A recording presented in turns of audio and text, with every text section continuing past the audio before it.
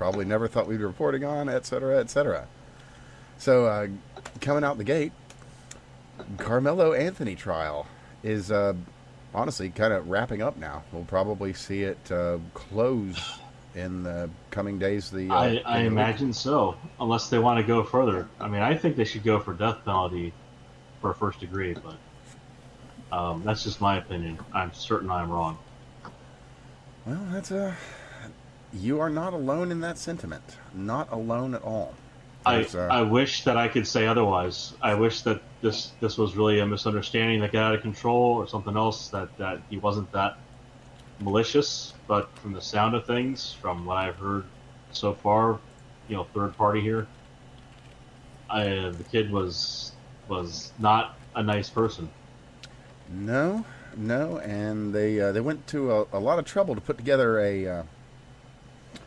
It's a pretty sizzle solid reel, case. a sizzle here. reel of Carmelo Anthony just being a normal kid, and honestly, that kind of makes it worse because then it's like, oh wait, he had a father, and a family, and privilege, and birthdays and everything. This kid got to have a completely normal life, a nice life. I gotta actually. tell you, one of the horrors of the Holocaust, not that this is really totally related here, one of the horrors of the Holocaust wasn't that all those evils were done. It was that it was otherwise normal people doing it. Well, In a lot of cases, like it was otherwise normal people that were involved. So, I mean, I'm not saying he's an otherwise normal guy. I'm just saying that the evil that man is capable of comes in many faces. Well, it And does. most of them look like us. Well, that's a whole As rabbit in hole, human. torturing As in human, confessions. most of the evil people. looks like us. And That we conjure up. those are people that look like us too. So that's a whole ugly thing. But anyway, I've got something Yeah. from Sarah Fields here. I'll probably. Yeah, okay. That was the Sarah name I was thinking of. Sorry. Oh yeah, no worries. I'll probably pull up some stuff from Brianna Morello here. But Sarah Fields has got a really Those two have been thread. on top of this shit. And she was there for the Friday trial, and Yeah. has a full It's breakdown on crazy. that. This Friday basically was kind of the dam broke. Throughout It was the a week, shit we've been day hearing, to be a Carmelo fan. yeah, and you know what? Let's just sidetrack for a second and All talk right. about those Carmelo fans. Oh, I there's have- great videos of them out there, especially the one who brought her own alcohol. Yeah, Fantastic people. they are really, really special. Yes, they are. So there are quite a few videos.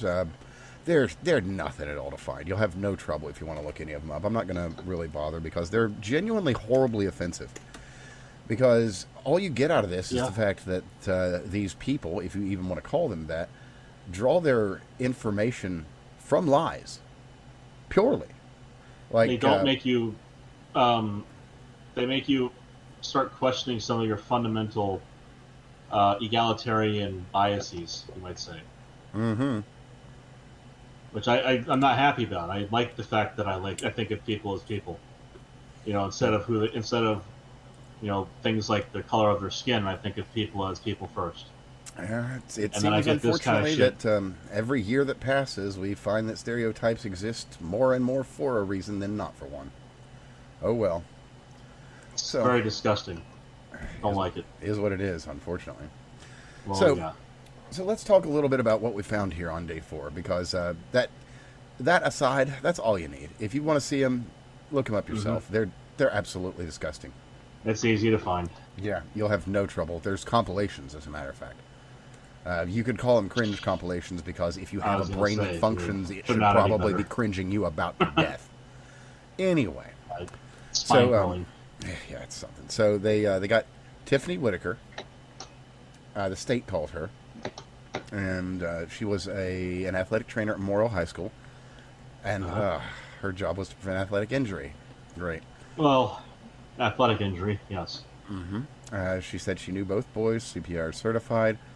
There's a rule about the tent. It's like a locker room in her testimony, saying that it is a team safe space, meaning, in other words, Like somebody from any other given team isn't going to be coming into your tent or locker room or Here's a whatever. corollary. Just because I did sports in high school and undergrad, you don't go like if you're playing like soccer or lacrosse or whatever, you're both in the same sideline of the field, but you don't cross across the midfield line to the other team's area. You just don't. Right. Like you're not supposed to do that. The same when you're doing track and field, you get a tent, and you're supposed to Precisely stay that. in your tent, or you go out there and you do stuff on the field, and then you go back to your tent. Like this is stuff anybody who's gone through high school athletics, you've seen this. You Yeah. have your own little area. You don't go into the other team's area unless you're invited in by someone you know and you're saying hi, and then you're an ambassador for your team invading the space of someone else, and that you've been invited in, cool, but you get your ass out of there as soon as you can. Mm-hmm. So that's it. It's really there's nothing more to it than that. It's very very simple stuff, very straightforward. It's like having there's a no guest in your nuance house. here. Like that's Yeah, it's like yeah. very good. Yeah, it's like this is my house. Well, what are you doing in my house? I didn't invite you here. Right. Simple. Exactly. Simple stuff. So, I said, if as you're I'm not about invited to- in, you're an invader, which means you should leave. Mhm. So, that said, reading from her testimony here, she stated around 10 a.m., weather was cloudy and windy, said she was setting up with medical equipment at the Andrews building. She saw Austin Metcalf at 9:30 a.m., and he gave her a hug. She saw and heard a commotion around 10 a.m., ran to the track, and heard a student say to her, he stabbed him and threw the knife, pointing to Karmelo, Holy shit. which, there you go. Then Yeah. she said she then stopped right in front of Karmelo, put her arms out to stop him, and then got Coach Hooper with Heritage High School. Hooper turned to Karmelo and said, "You stabbed someone, son?" She then moved to find the person who was stabbed, did not know who it was yet, arrived at the tent, saw Holy multiple people shit. already helping Austin, grabbed his wrist, checked for pulse, gave rescue breaths while the coach with Liberty High was giving compressions. Well, I mean, if you pierce the heart, Yeah, which there's nothing there. there's It's done. yeah, compression does not help. One, two. Nope. Well, but how are you to know? Well, that's the thing is Because you there's need to other be, like, testimony there, near- unfortunately, that she didn't have, and that is one of the witnesses to the actual event, which said he saw a Yeah. hole in Austin Yeah. and blood just pouring out. Had he told her Well, that, she might that know happens. that, oh, there's nothing that can be done. We have to detain Well, this you young man can because he's jam. killed him. Hey, now I'll say this. Oh yeah, if you've got if you a fucking chest seal, yeah. Well, no. I was going to go a different direction. If you're aware of Scott from Kentucky Ballistics, you can always stick a thumb in it. Not going to help Vez much with the heart, as much with the carotid, but like, you get the idea. Yeah. That in that case, who knows? Probably not though. There might have been a pierce- different outcome, but it's very likely that he still would have just died. Yeah, that's one of those. Unless you've got You crack would- it's medical teams not even- handy immediately, it's It's probably not even done. the Nowak scenario where like there was a place right next door. Like you have to be like stabbed there in the. Oh yeah, it's like you've got to have your field medic in right the there, unit. ready to do field surgery immediately, kind of thing. And yeah, you need to be like that's- inside the OR already. Yeah, pretty much. So anyway, reading on here, Yeah. kid was asked about the tents. Said, "You want your kids to stay in their camp?" He said he had left the tent to go to get batons from the car. This is Vincent Hooper, who was the head of those kids. Why he had left the tent. As he was walking back, he said everyone was running and panicking. Said he saw Coach Tiffany said, "Hey, this kid stabbed someone. Don't let him leave." He stated he put his hands around Karmelo. Karmelo said he put his hands on me at that time. Coach told Karmelo, if he dies, you just change your whole life around. Karmelo responded and said he's not going to die. Karmelo was given to another coach. Oh wow, he had no idea. Yeah. That's the problem is like there is like it. There's one of those things where like there's ignorance and then there's this shit like. Mm-hmm. And the thing about it is, there's no excuse for that. No, there isn't. Like Not the really. guy It's had a like knife. If you you have a stab the knife, you're guy supposed in to the know what the chest fuck with a big happens. fucking knife. That can go really bad, really easy. I gotta tell you, like a 5-inch folding knife, that shit can rip a guy open. Like that is no Never joke as mind a a weapon. ceremonial kirpan, but we'll get to that. Well, yeah, that's slightly different. Yeah. Yeah, those are made for I'll it. just say, Anyway, like, if people don't know, like, you don't need a combat blade to be able to fuck a guy up. no. Nope. It doesn't In take fact, much. if anything, they should be considered, as any other blade being a tool like a hammer.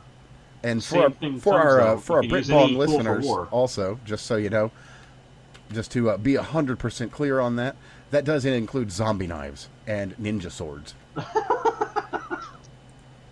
Yeah, there's that. Because Britain, believe you it or guys not, need to get your shit in gear. the green that's on the handle does not actually make it deadlier. I know, but there you go. England, get your shit together, Oh. or we're eventually gonna have to do it for you. And I know it'll be all kinds of Allahu Akbar, but that won't stop us. Well, and you've got the men of Britain that would, at this point, very much welcome freedom fighters coming to save them from the regime that oppresses them. Anyway. Yeah, there's that too. Next witness. Look. We left England for a reason, and unfortunately, the reason got worse. Mm-hmm. So, That's what it is. let's continue along with this on Sarah Field's observances. Certainly. Next up, we had Joshua Redman, Army vet. Oh yeah, this is the guy that knew. Okay. So Joshua Redman was an Army vet, deployed 3 times, blown up 3 times. Led men, lost men, 6'4", 240 pounds. On April 2nd, he was the throwing coach. Said that Liberty High had 2 tents, one for the boys, one for the girls. Said the weather was only a light drizzle, not heavy rain. So there you go. Also, not the deluge or the downpour of Revelation or anything. You're telling me it wasn't biblical outpourings here? Yeah, I know. Noah was not present.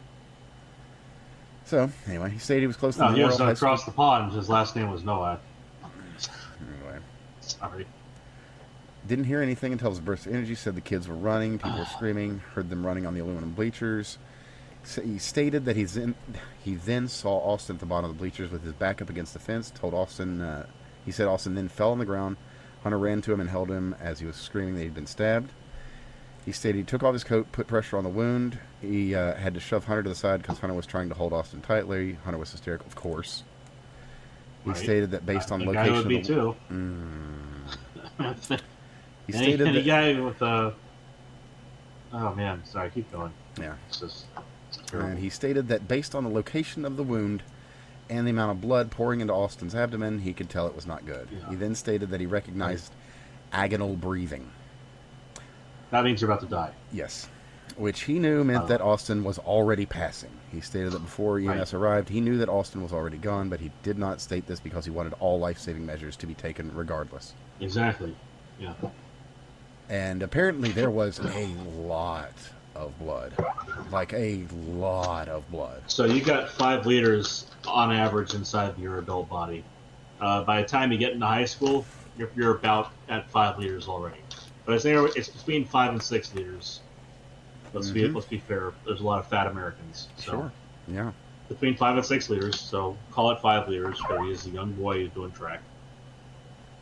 Young man who's doing track. You can lose like 1.5 and air quotes make it. Like you can lose a lot of blood. If you've never seen what a liter of blood looks like spread everywhere, it looks like a fuck ton of blood. You ever seen a 2 liter of And if pop?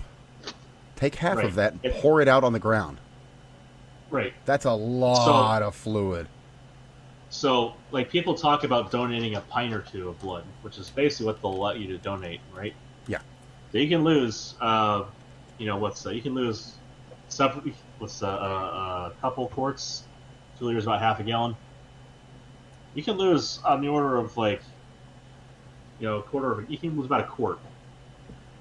And it'll be everywhere. Oh yeah. And it's bright red and it stains everything. So Yeah. when You they ever say get a there's a lot of nosebleed? blood, You ever get a nosebleed? That's a couple of teaspoons, maybe a couple tablespoons, maybe. Right. And that's a fucking mess. Now I've lost like on like half a pint through my nose before. That'll freak you the fuck out. So this guy's got a hole in his chest from the place where the blood gets pumped around the body. You're gonna lose it quickly, and it's gonna be everywhere. And yeah, and if you get to the point where you're still able to do agonal breathing, you still got some circulation going, but like there's not a lot left. That's when your brain's going. You got 2-3 minutes before you got brain death anyway. Yeah. Like, it's not good. Because that means you're not getting into your brain, your body. That agonal breathing, that's the like end. lower brain stuff. That's your lower brain shutting down. Yeah. Basically, if you hear that, that's the same sound as when you hear that gurgle in somebody's breath. Of their lungs filling with blood, whatever. That's the death wheezes. Yeah. Not good. Yeah, no, it's pretty terrible stuff. So this is what was going on as the guy rushed up to try to help. And if you're a vet, you've been across the ocean and you've been in combat, you've done combat surgery or anything like that. This is not something you're not aware of. This is something you should be familiar with. Mm-hmm. And then they played the 9/11 tape, in which you can hear screaming of "Stay with me, Austin, stay with me." You can hear Hunter screaming, "Please God, please, please God," and more. Individual who called 911 said that Austin was breathing, but it was just the agonal breathing as recognized by the coach. So, a caller gave 911 the description of Karmelo, stated he was just some kid from another school. Photos were shown to the jury of Austin. The photo was not placed on the screen out of respect for the Metcalf family. Picture was then shown of the jacket that was used to attempt to stop the bleeding. Inside was covered in blood. Coach was cross-examined, reiterated that he did not hear any yelling before the incident, and that was day 4. And as well, she's put together a thread on her day 6, which was today, coverage, and I'll throw a link to that as well below. Let me just grab that real quickly here. So yeah, you can get yesterday and today's coverage, but really yesterday was kind of the ground shaking stuff, because it just kind of spelled everything out. So on that note, spelling it out, 4 of 6 witnesses were black kids, and there was no testimony that was helpful to Karmelo Anthony. None at all. All the people on the outside that were like, black don't crack, or, I would absolutely side with Karmelo, Black kids that were there, they didn't. They knew full and well that something real awful had happened. And they did the right thing and just told the truth. And in doing so, man, that looks real bad for Karmelo. Oh, and also, just a quick note here from Sarah's thread. Someone asked her something specifically. Facial expression of Karmelo Anthony. Her reply, blank stare. So, yeah, you've just, you got a monster there. You got an absolute monster. And speaking of monsters, and innocent dead white people stabbed to death for no fucking reason. Let's do a little hop over that little body of water that separates us from our Bongistani friends, and talk about Henry. Because, well, more came out with that too. And as it appears, every new thing that comes out makes everything worse. So where do we begin? Well, we should probably go back before the incident, because there is more from the incident too, which we can get into. But unfortunately, there's more from before. There's a little bit after, but we'll save that for the end, because, don't want to lay it on too heavy. And the after, well, it's not perfect, but we'll take whatever we can get. So anyway, Vikram, Vikram, he has a history of carrying weapons, and as you'll remember from the last show, matter of fact, on video, which we included there, of him carrying just a flat-out fucking sword and threatening somebody. Well, it appears that Vikram rather liked weapons, all of them, to the point that he either had or had access to a pistol in Great Britain. Now, just to be clear, that's not an easy task. Not an easy task at all. And from what we can tell, not legal. So, unsurprisingly. Okay, I think I'm back. Oh. Yeah, just talking about my Vikram. PC decided to freeze. Ah. Huh. Well, yeah, just talking about Vikram in his past. I don't know if you saw that, where they had the video of him shooting his gun. Right. You know, his gun in England. In England, yeah. Yeah. No, you see, I'm not surprised by them having double standards based on skin color in England. Whereas some people inexplicably still get surprised by that. They do. It's just the way it is in England. England has two standards for every standard you expect.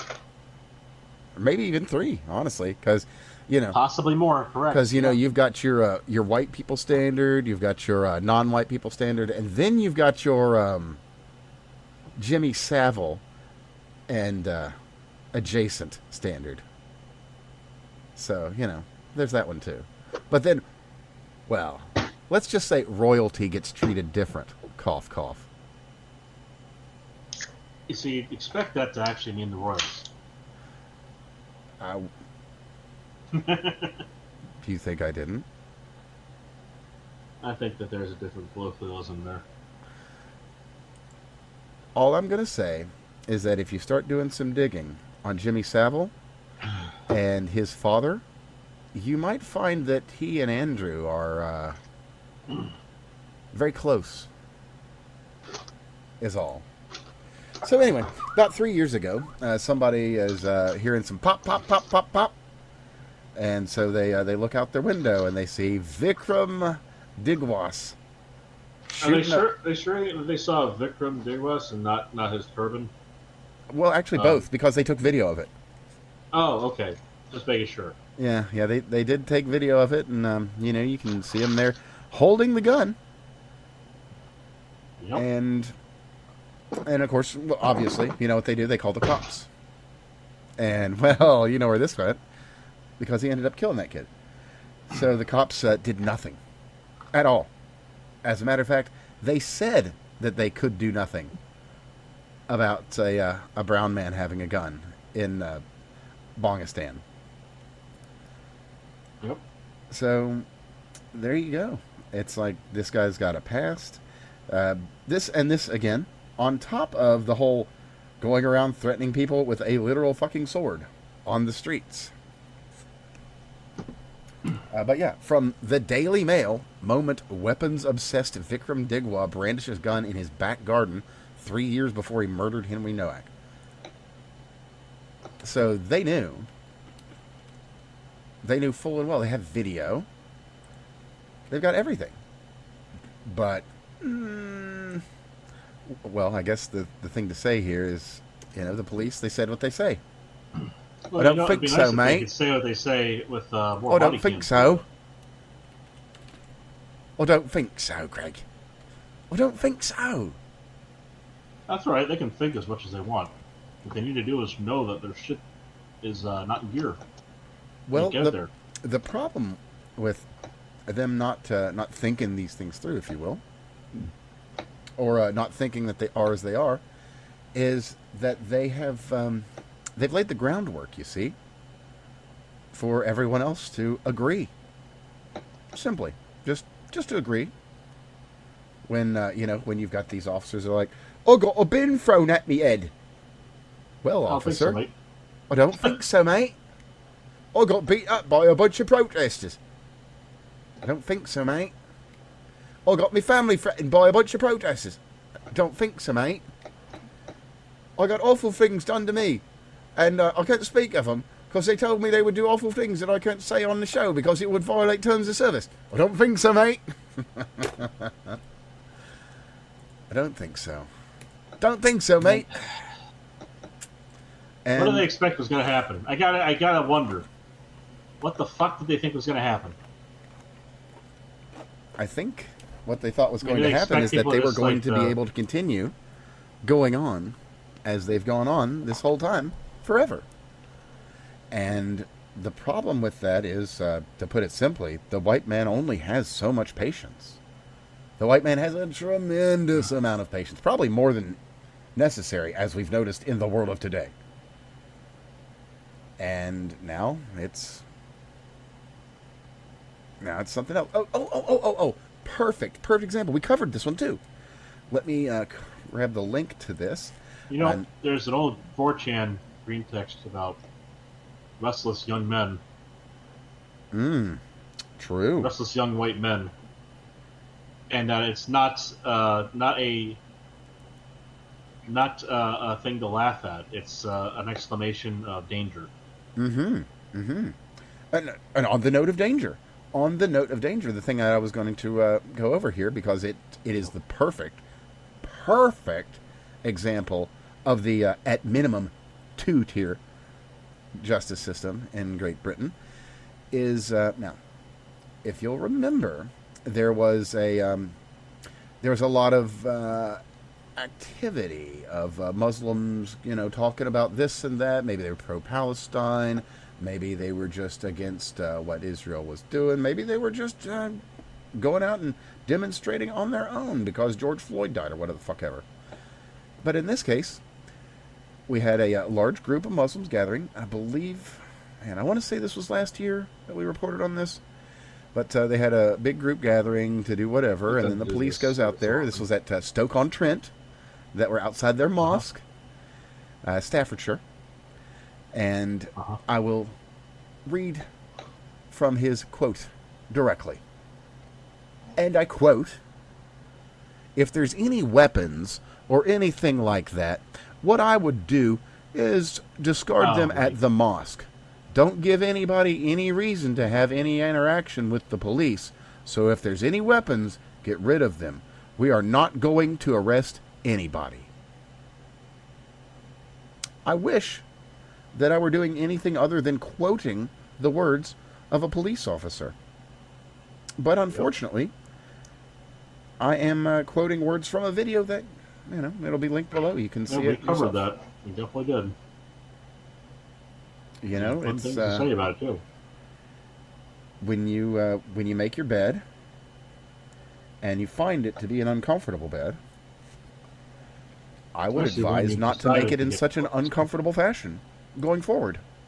Now, unfortunately, you already made the bed, and now you've just got to sleep in it, and you're just going to have to start building a new one, and you're going to have to build it from the ground up because this one's fucked. This one's completely fucked, and I don't think there's a saving this one, because we're already seeing it. Just like I told you, I am seeing so many replies of "I don't think so, mate," to basically anything. Like the Met puts out some shit, like, "Hey, we actually try to do." No, I don't think so, mate. Don't fucking think so, mate. It's really something. I don't even. The problem is, this kind of thing can escalate in a way that is not so easily reversed. Correct. Actually, segue on that, as a matter of fact, or not even segue on that. We should probably also mention that the it's not 911 over there, it's 999, but True. They finally got the full 12 minutes out. Right. And it's bad. Oh, yeah. Oh, I forgot to mention, he was taunting him as he was running away and bleeding to death. Here's the thing: it was 5 or 6 minutes of video on his own fucking phone. Let me know, but there's apparently there's video that the judge has decided the jury is not going to be Yeah, allowed to see. no one gets to see that shit because it's so bad. And my guess here is that this is the same bullshit excuses that it would cause mass unrest of whatever variety. It's like, okay, motherfucker. Not even the jury who is deciding this guy's fate gets to see the video of this guy being the asshole that you're saying he is. So, why not just string him up as an example? Because he should be. Yeah. Yeah. Why not do the same with his brother and his mother and his father, who are all there doing the kind of shit that should see them in prison? Like, if you want to pull the relief valve here and let some pressure off this situation, like they're not doing it right. No. Like, they're doing the opposite. Like, as the meme goes, you're doing it wrong. Oh yeah. So nobody wants to see the kind of unrest that's going on. They want to see tensions be alleviated, etc. Not true. Not true. There's quite a few people that do want to see this because they've grown tired. That's the problem. Of things, and it's like, well, better this than the alternative, and that's a sad state of affairs. That is a sad state of affairs, but that's where we are. But anyway, the reason why I wanted to mention this specifically, aside from the fact that you can listen to it, because it's the Digwas making the call, is they mention in there that they are restraining him. They mention that he is bleeding from the mouth, and the operator states that an ambulance is on the way because Henry is bleeding from his mouth. Now, if you've seen the video, you'll note yes. No EMS, no ambulance, none at all. They just sent the cops to ensure it is that after Henry the died. guy's dead that they ask, that the lady is asking, should we call the EMS? So they said they were going to at least send the people out, but no, they didn't. Where the fuck were they? Didn't even bother. Didn't even bother. Where the fuck was the EMS? I'm curious now. They weren't there. I mean, were they on a fucking coffee break? Well, I get.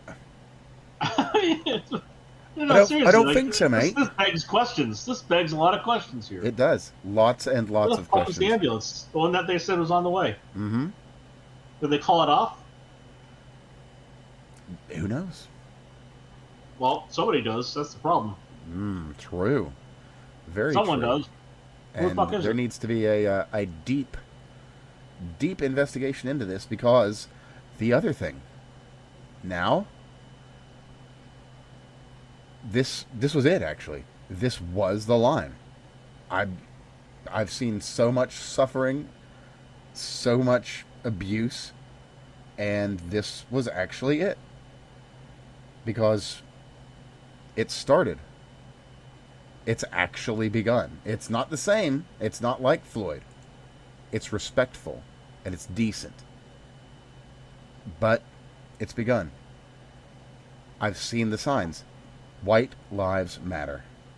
Banners held up by groups of people. You know what's really sickening about it? Suddenly all lives matter.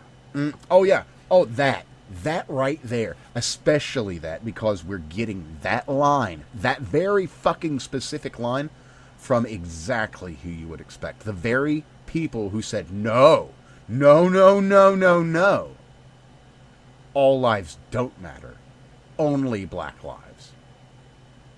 Now, what's really disgusting is that, of course, you with your lying eyes are able to search every one of these morons and see where they said Black Lives Matter.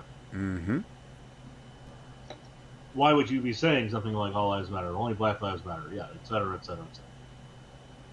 Like, and here's the other thing is, like, you know, the two of us in the Marxist framework, we are what they would just say as white passing. True. You the red man and me the Jew man. Oh yeah, well, So, not only that, like I'm probably blue or even gold? worse, because I'm Stockholm syndromed or some faggotry. Right, you're the native. Yeah, No, sorry, you're the indigenous, whereas I'm only a native. Yeah, what? I'm Uncle Tom Longfeather. Uncle Eagle, maybe? I don't know. I guess. Uncle Screaming Eagle. There we go. Call. Yeah. Things are... Oh, yeah. It's fucking ridiculous. I think that... Let them say let them say white lives matter. Let the other side now cynically and hypocritically say all lives matter. That sentiment is gonna last precisely as long as the waving of flags or the showing of banners that say white lives matter. It is specific counter signaling, and it's disgusting. If you don't let the relief valve blow, then you're just gonna prolong things and get a larger eruption. There's going to be a moment where the banners go away, and that's not a good time. And speaking of what's not a good time, we should probably mention something directly related to this situation. And there's probably a little bit more to share, if I'm being fair. But there's this account, goes by Zochka, I guess, and just some random Brit. And I'll throw a link to their tweet and then the one they're quoting, because it very pertinent. Anyway, the quoted tweet here, it's a little interview with a young mother in the that lives in the area of Southampton, talking to French media, saying, "I don't trust the police. I'm teaching my son not to call them." Oh, right. Yeah, and I saw that one. And that, sadly. But anyway, Zochka tells this little story here. Fun fact, I used a VPN and a throwaway SIM. A VPN and bought a whole nother SIM card. Okay? To create a Twitter account that got me arrested. When I asked the police interrogator how they found me, they admitted they matched up the details, dramatic pause, yes, of my stabbing that I posted about on the account to the police report I made. Pure evil. They found this person who told of the crime that was committed against them after taking every step of anonymity they could, and arrested him just for speaking on the crime that was committed to him. And by the by, let's be fair, though, the stabber was not arrested. Let's be fair. They took all those steps for anonymity, and they spoke about very specific incidents to which they'd already given a police statement. I mean, it could have been somebody else there. I'm not saying you're stupid. I'm not saying you're stupid, and I am saying they had every reason and purpose to do so. But at the same time, why in the ever-loving fuck would you go through all those steps for anonymity to then give specific information to which only you could match to? Well, I may have an answer for that. Open curiosity. That's all. I may have an answer for that, and and maintaining an expectation of privacy during that. Like, again, I get it if you just did it to do it, but like, no, why would you expect privacy if he specifically pointed to you? Well, I kind of have an answer for that. Okay. Zochka is Polish. I'm sorry, I had to. That's all right. Political immigrant IRS sufferer. So Zochka is a Polish immigrant to England, and I will spare you all the Polak jokes. Oh, the Pol jokes! That's of all the Pol jokes out there. I think that is. Oh man. That is a topper, man. That is. Good. I mean, yeah. How many polls does it take to remain anonymous? Not even one. Not even one. And speaking of Poland, British Embassy in Poland, because if you're not aware, Henry Nowak was of Polish descent, Saxon and Polish, I think, history, family history. Anyway, at the British Embassy in Poland, they've been trying to put up just something little, like maybe a little shrine, like a picture, and just some, like maybe some votive candles or something, just something to. Sure. just remember the Just kid. say he was there. Yeah, and they Yeah. keep cleaning it up. Of course you do. Oh, no, no, no. This is the. Oh, right. Okay, yeah. So it's not going to be the Poles that are doing it. It's going to be the British. Well, it's not the What did you Poles. expect? It's the British Poles. What did you expect? So, yeah, this thing's gotten big. This thing's gotten real big. He died. I don't think so, mate.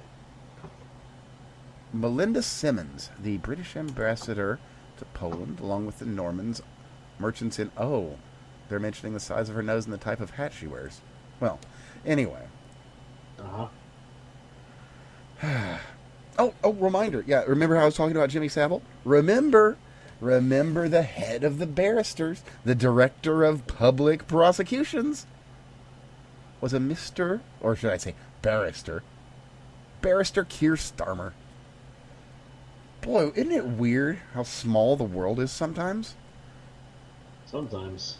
It's just so super weird. Sometimes indeed. Man. Oh, compressed it, people. and oh yeah, we've got a. Let me just grab this real quick because it's real funny. There's somebody did an AI image of a Bobby getting held down by a bin, so I'll just throw that in here because it's funny. In addition, yeah, there's lots and lots and lots going on with this. We're definitely not done because it's not done. And yeah, we've seen, I believe there have been people, not presentations, not riots, because they're not rioting. They're being perfectly respectful and reasonable. Demonstrations, yes, demonstrations.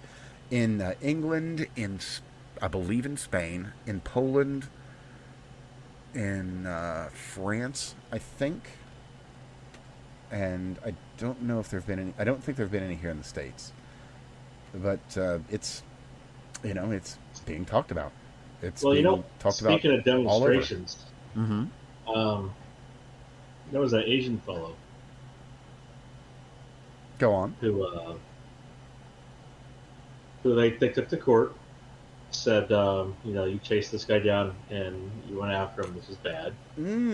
I know the case you're talking about. Go right on ahead, sir. Tell the folks about this case. Yeah. There was some young men, ne'er-do-wells, if you will. Joggers. And pick your euphemism. Anyway, Yeah. a couple of young men decided they were going to fuck with this Asian dude in his business. And he had a gun. South Carolina, just by the by. Yeah, place where you're allowed to have guns still. Mm-hmm. Defended himself and his family. That he did. So what they tried to do here is they tried to put the guy on for murder. Put him on a murder charge after he shot down this kid, 14-year-old black kid, in 2023.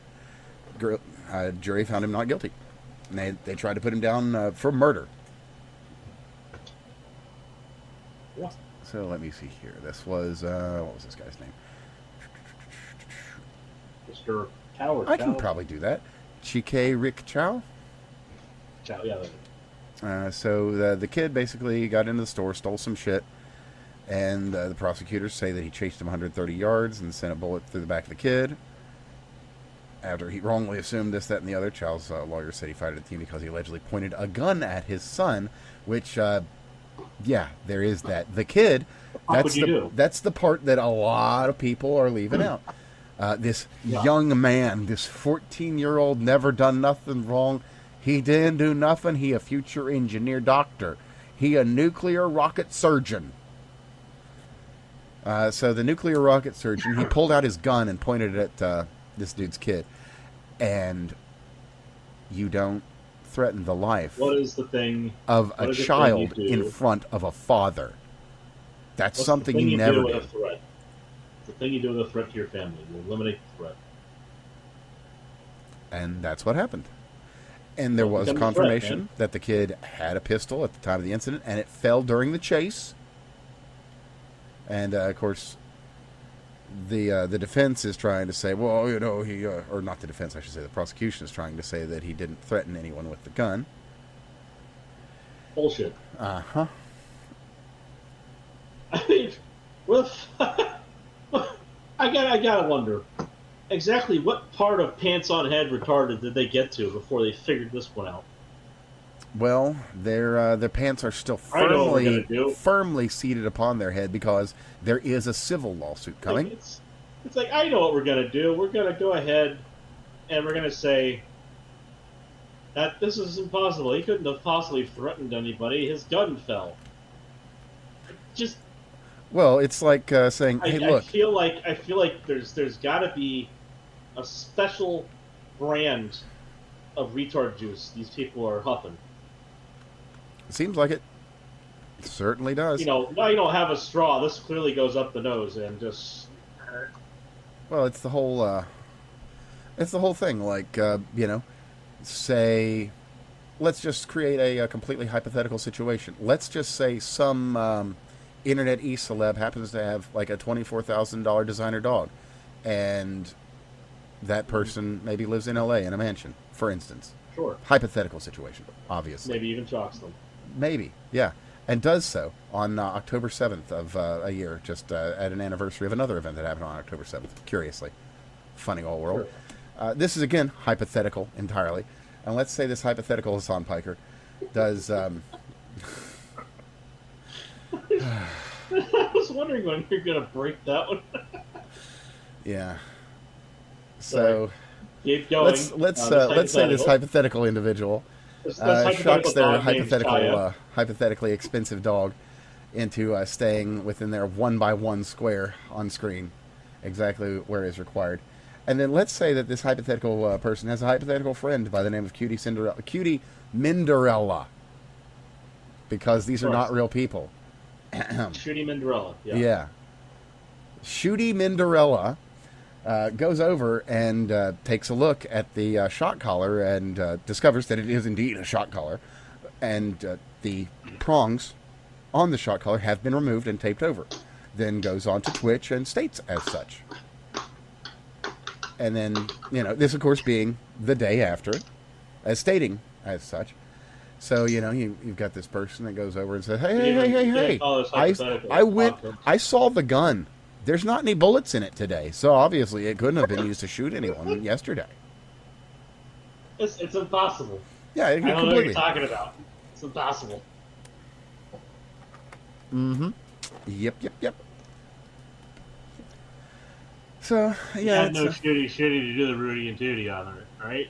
To hold your horses there. Well, speaking of holding your horses, it would appear that this may have a... the press would tell you that this might have a deleterious effect on Asian businesses in the South Carolina region, but based on my experience with certain demographics and their interactions with Asian business owners, I would say that... well, let's just go into it real quickly. The mother of the slain teen, cough, has called on a community boycott of Asian businesses. Oh my goodness, golly gosh. And the problem with that is, well, I don't know if you've been to a Walmart or a CVS in a big city lately, but you might notice that most things are under lock and key and behind doors. And there's a reason for that, yes. So maybe if the reason for that decided to boycott, no one would bat a fucking eye, you dumb fucking cunt. Well, there's also the fact that in South Carolina and North Carolina, there have been large teen gatherings recently, which have been an issue. Takeovers, if you will. Teen takeovers, yes. And they've resulted in millions in property damage across the United States. Property damage. Deaths. Injuries. Numerous fucking vehicles being destroyed, stolen, wrecked, what have you. But, and I kind of expected you to just jump straight in on this one. But no. So, Florida has said, Mm-mm. True.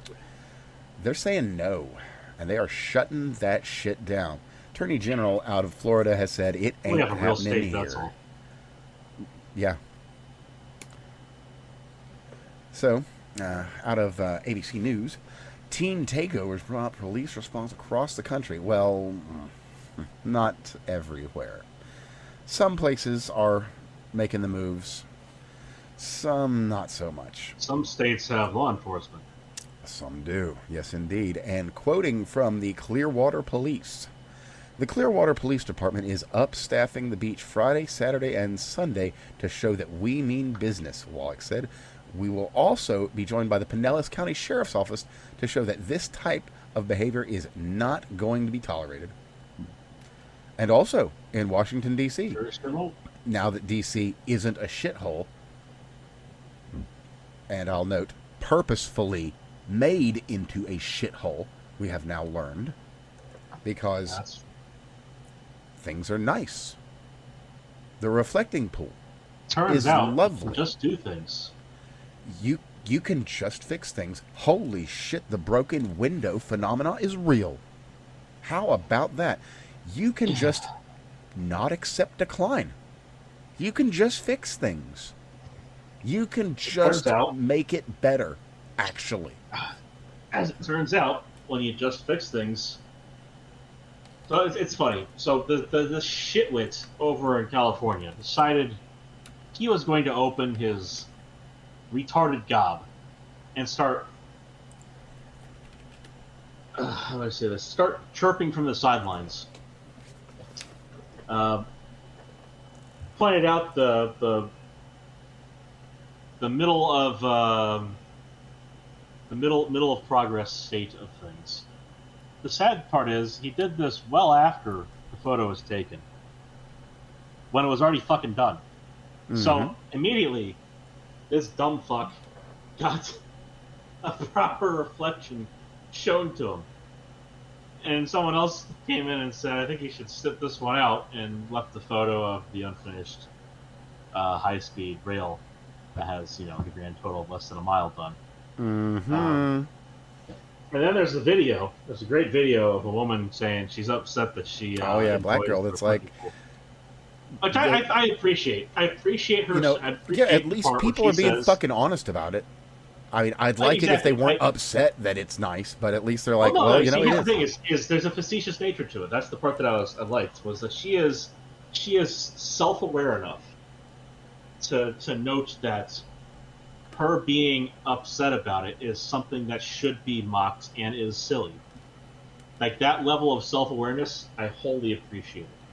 That means not only is she willing to put something aside to acknowledge a benefit, a genuine, objective, progress item. That this reflecting pool reflects things now. It doesn't stink like wet dog from the algae anymore.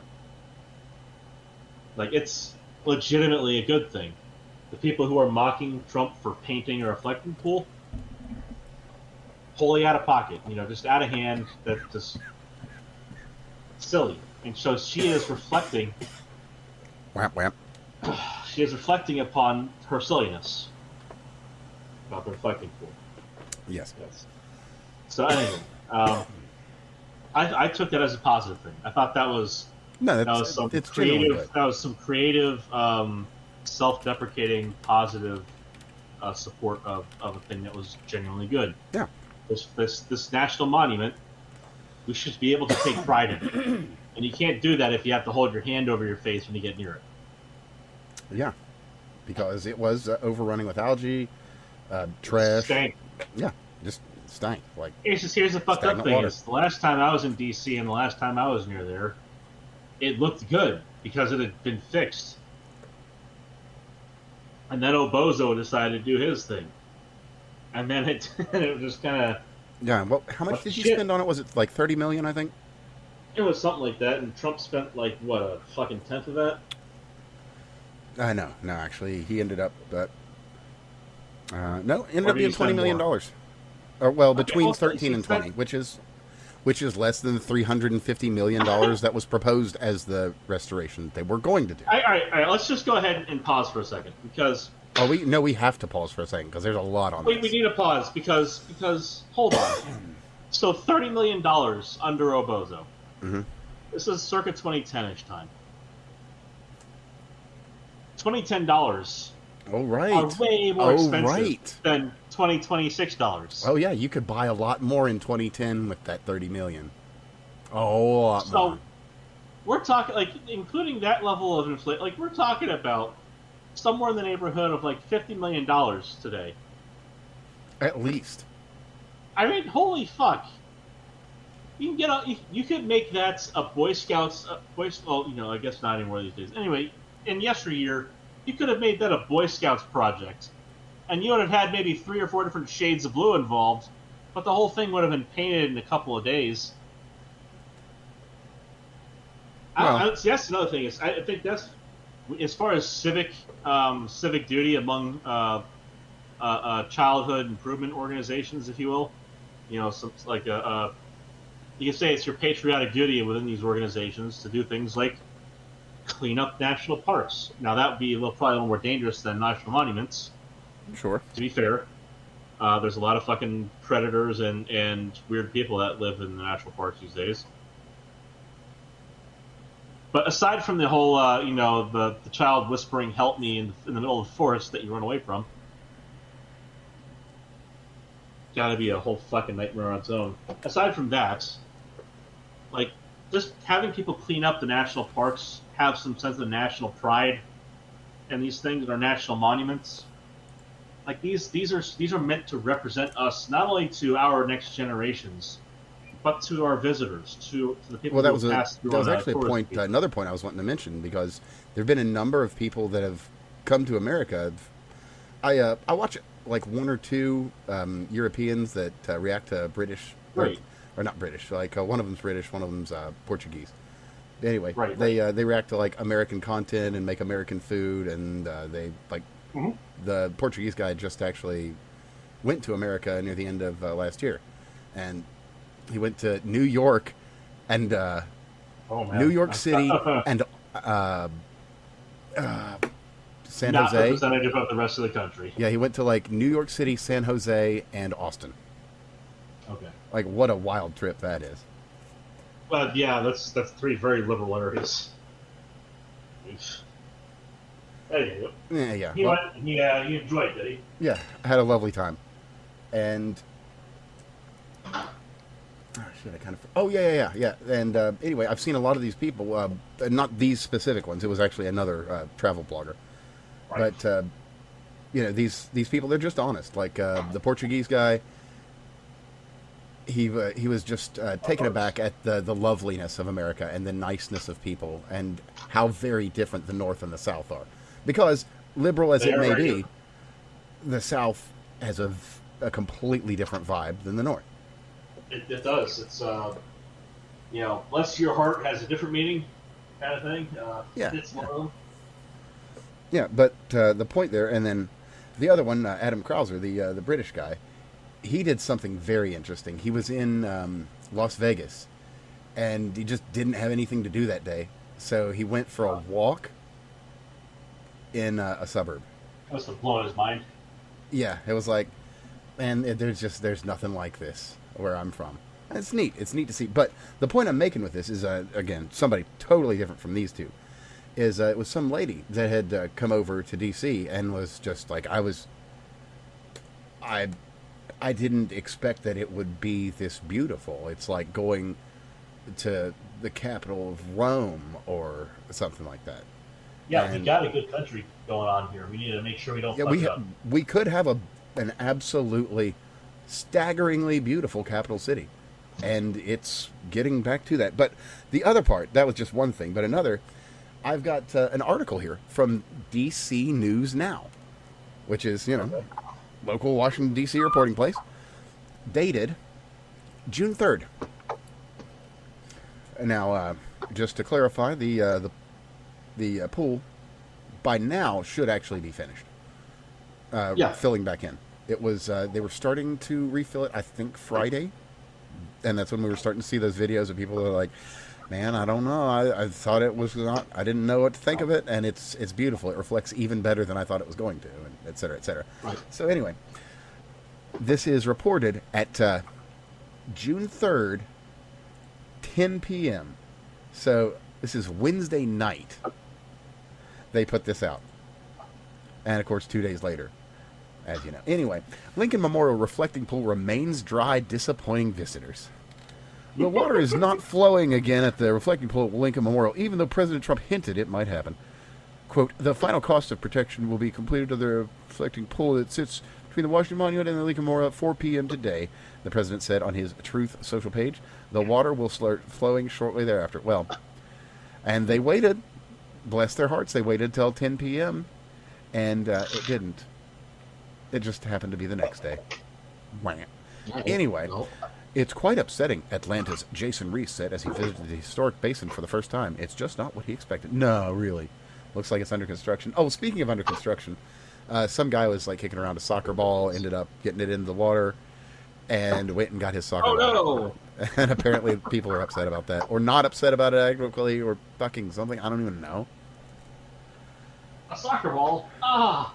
The pool's ruined. Well, to be fair, I mean, it is a soccer ball, so it has no place. It's French.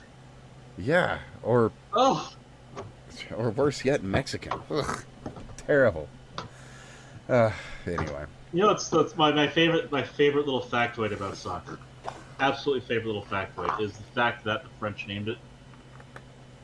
And what do we get? What do we get every time we call it soccer? We get a bunch of fucking Europeans telling us that it's not soccer, it's football. Well, Love you me should have footy. named it that, you dumbasses. Love me footy. Yeah, okay. Alrighty. Yeah, so anyway, as we've got here, just the whole thing goes through. And I love that little bit of American ignorance. I take pride in it. Oh, actually, you know what? There's nothing else to say about this because the pool is filling back up. It's looking lovely, and DC is looking better than it's looked in 20 years. But yeah, why don't we talk about that for a minute? Because the other thing that happened over this last week was Euros don't get America, and that was kind of a big thing this last week on Twitter. Oh my God! They don't get America. Oh. Yeah, they were what is it? An American sees a forest and doesn't know how to react, or like just it's quite something. It's quite something, and just the discourse is so silly, so utterly silly, and it just reminds me that Japan is our greatest ally. I mean, I gotta say, Japan's of the allies we've got in the top 5 pretty consistently over decades and decades.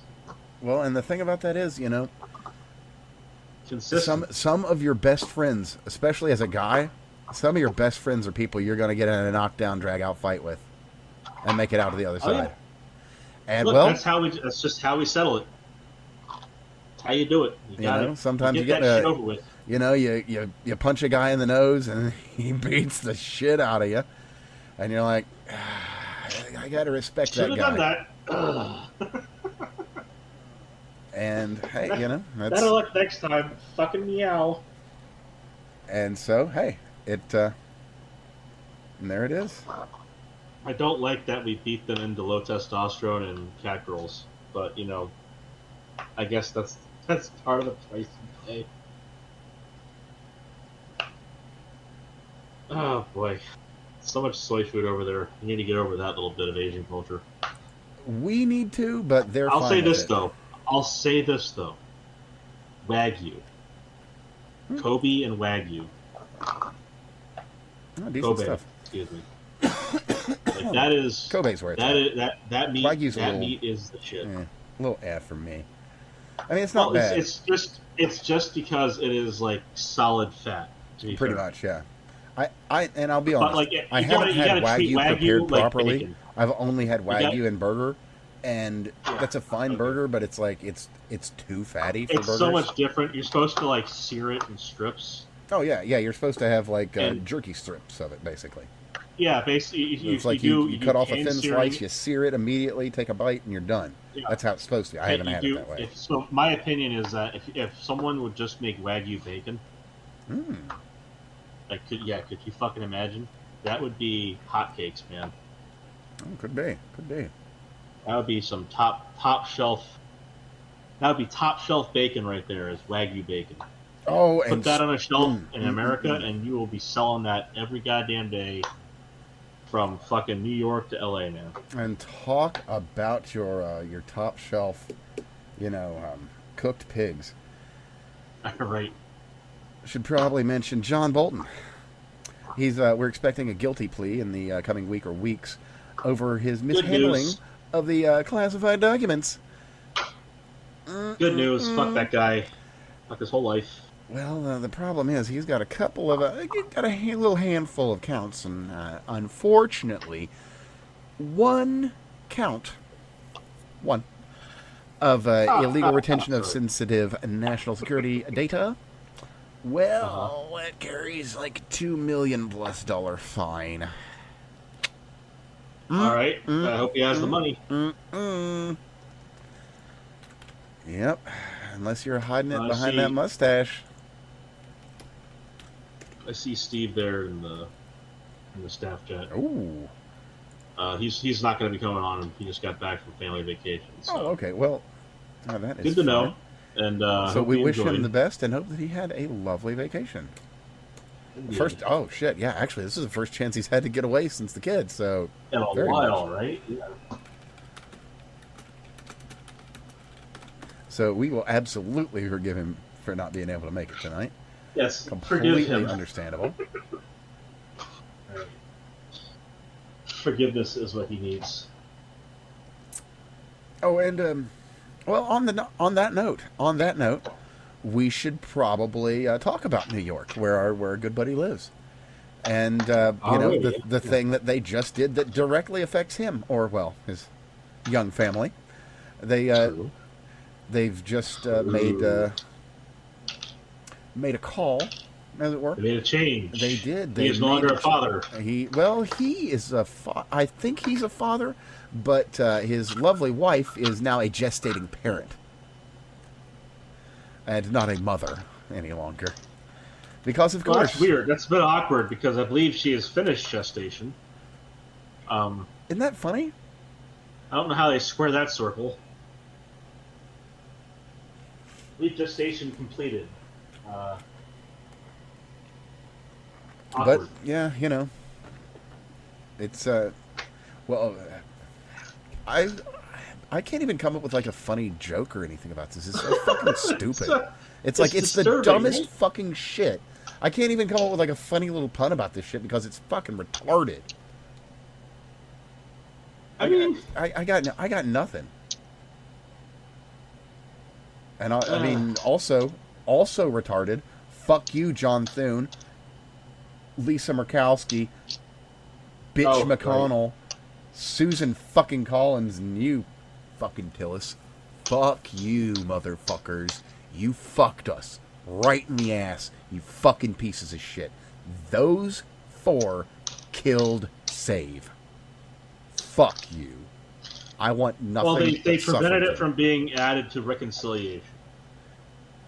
True. So Okay, I shouldn't say they killed Save. They specific killed the most recent attempt to put Save into action. Hey, I think that's the appropriate way to And say it was it. 48 to 50. Yes, they did. They'd have gone through. It would have been what? 44-54. That's a pretty strong majority. And it would pass. And it would be in. And we could not have to worry about this fucking dumb bullshit. But no. The usual suspects did what they usually do. They fucked it up. Now, that said, there are people still working on it. Any number of individuals that are working their ass off to try and make sure it still happens. And very well could, which is excellent, and it needs to. But, There's any number of people that are making life really difficult for everyday Americans. I don't know. It's astounding that these people are tolerated. It's astounding that they're in charge of anything.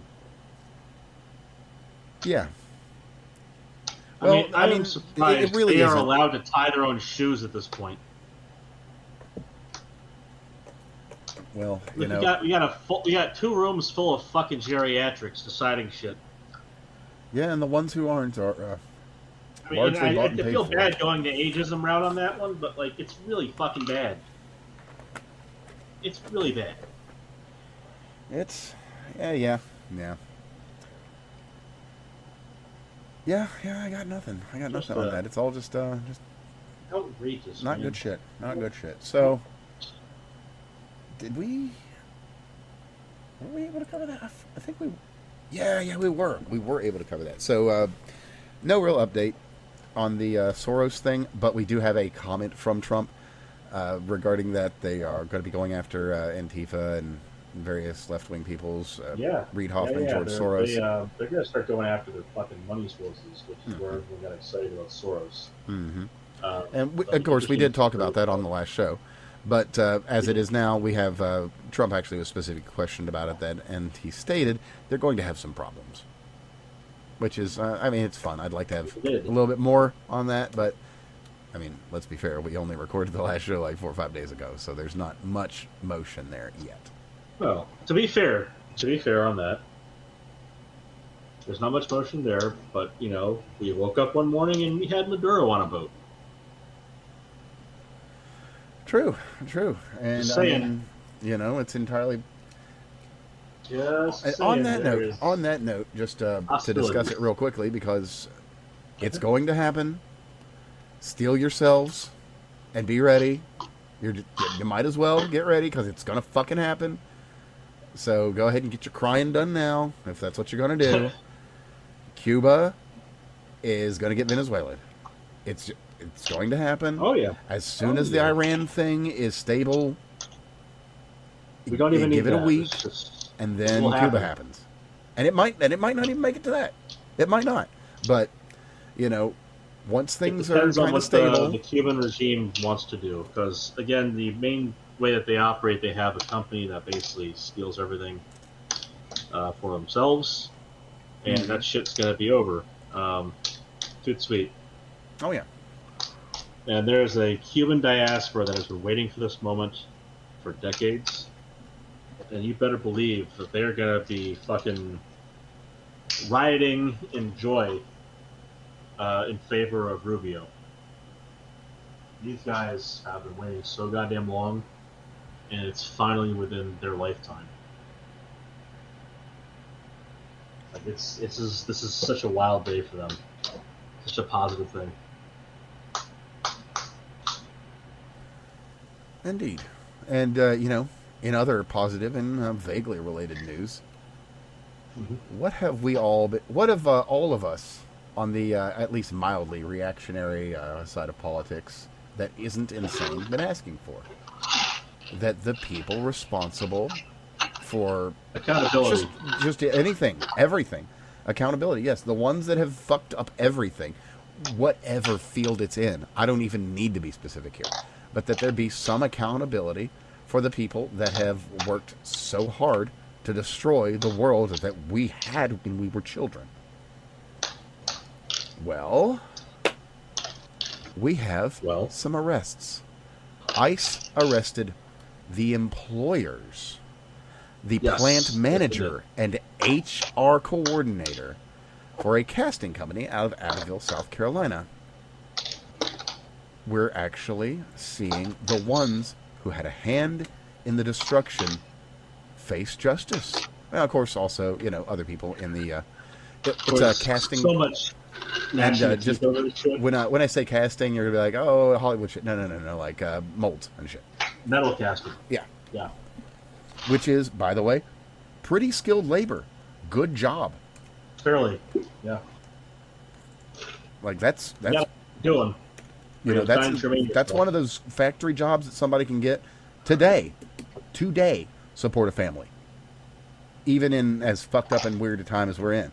Today, it's enough. But yeah, they got the HR lady. They got the plant manager. Good. Good. Fuck them. So what do we got here? From Alan Wilson, the AG out of South Carolina. At that age, like, that's egregious then. That means it was way out of line. Okay, so, we've got the, all right, hold on. Let me drop the link for that one. And also, I've got a tweet here out of the South Carolina Attorney General's office that goes into some detail on there. And so, 48 illegals and 6 defendants were indicted. So, not just the plant manager and the HR. So they went after a couple more. Yeah, so this is great. This is precisely what we need. It's beautiful.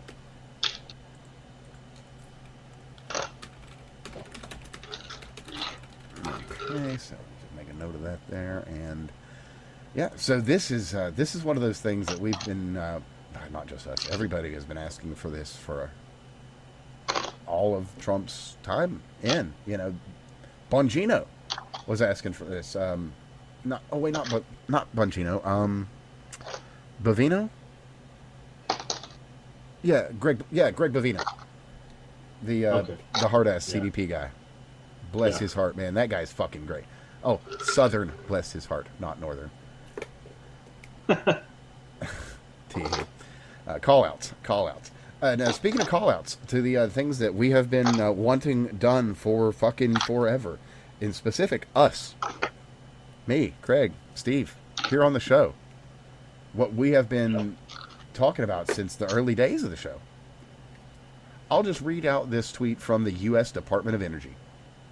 Today, an advanced non-light water nuclear reactor officially reached criticality in the United States for the first time in more than 4 decades. Fuck yes. Fuck yes. Goodness, do we need energy. We need it so bad. And we have been fucking around with just this piddly bullshit that is not going to solve the problems since the 80s. Just period. Enough of the circle jerk. Just let's get it done right. Well, it's finally happening. Finally. And it's been a long time coming. Real long time coming. Yeah. We need more, of course. But with the explosion of data centers, well, here it comes. There's only so much electricity you can steal from the consumer. There comes a point when you just have to build some more power plants. There does. Now, what does this mean to Californians? Well, who knows? Yeah, what does this mean to anyone on the West Coast? Well, that means that you might just have to deal with even more brownouts. They are already paying fuck you rates over there, 40 to 45 cents per kilowatt hour. Yeah, it's ugly, real ugly. But that's where it is. It's outrageous. Like, I don't understand, like, how they put up with that. But they do, for some reason.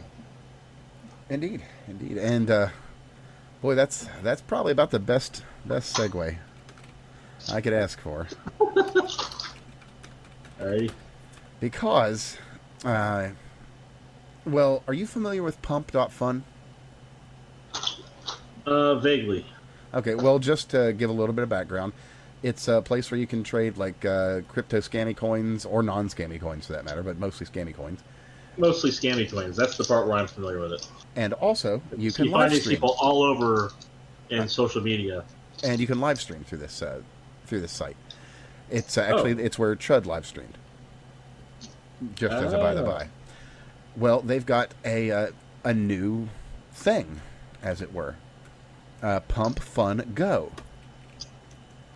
Now, that sounds pretty innocuous, right? Well, No longer anonymous. I'll just read the press release, and then I'll tell you what I've learned. Introducing Pump Fun Go. Pay anyone to do anything. Oh no.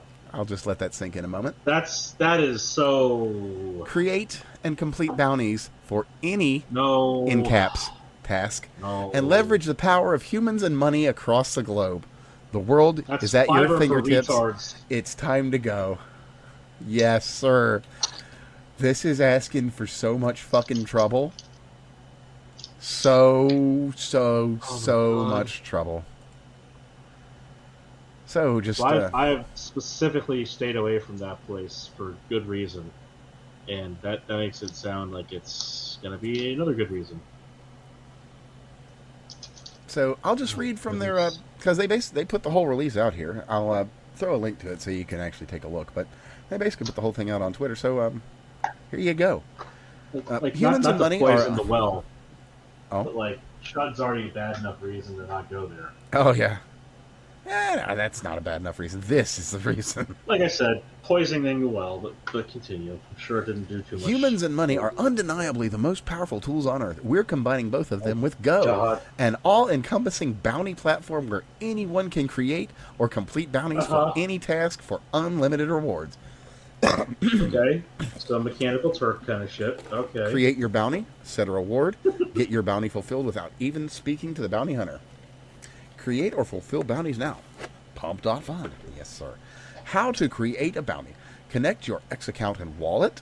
Create your bounty. Set a description, time frame, and deliverables. How to create a bounty. First, commit a crime. Sorry. That's step 3. That's low-hanging fruit. It's low-hanging fruit. I took it. It's all right. Yeah, it's not step 1, brother. That's step 3 and 4. Anyway, step 3, submit your bounty payout into escrow, and then Pump Fun reviews bounty submissions.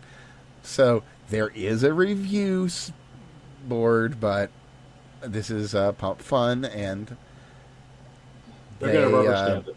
Well, probably. Unless it's like somebody getting killed or some shit, probably. Anyway, how to complete a bounty. Connect your X account and wallet.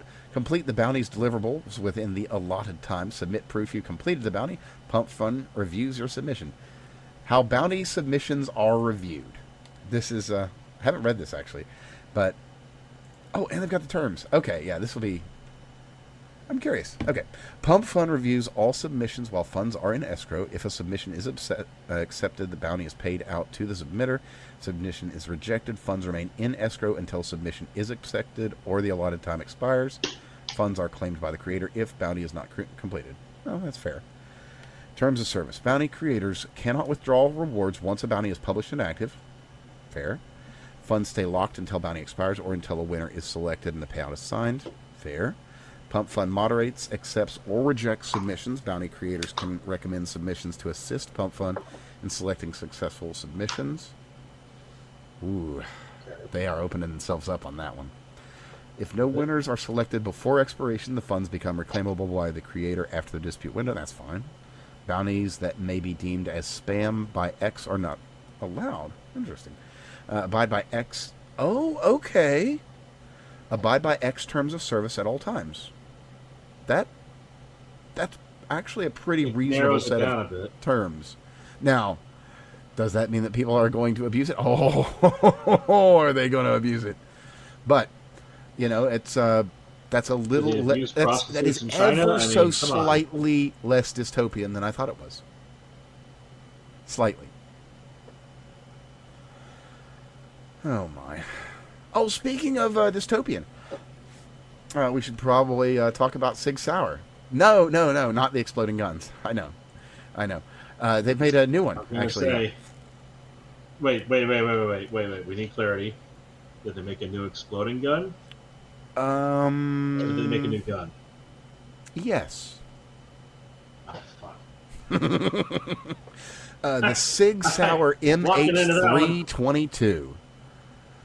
So, I mean, kind of, you know, like how we don't call suicide drones anymore. They're one-way attack drones. Well, now, right. You know, this kind of falls into that niche. But instead of being suicidal, this one's a little bit more homicidal. So the MH322 is an integrated pistol platform to be put That was a slip. on a drone. So the payload is a SIG P322 slide and integrated magazine. All right. So yeah, they can just drone on up to you. Pop! There you go. Yeah. Yeah.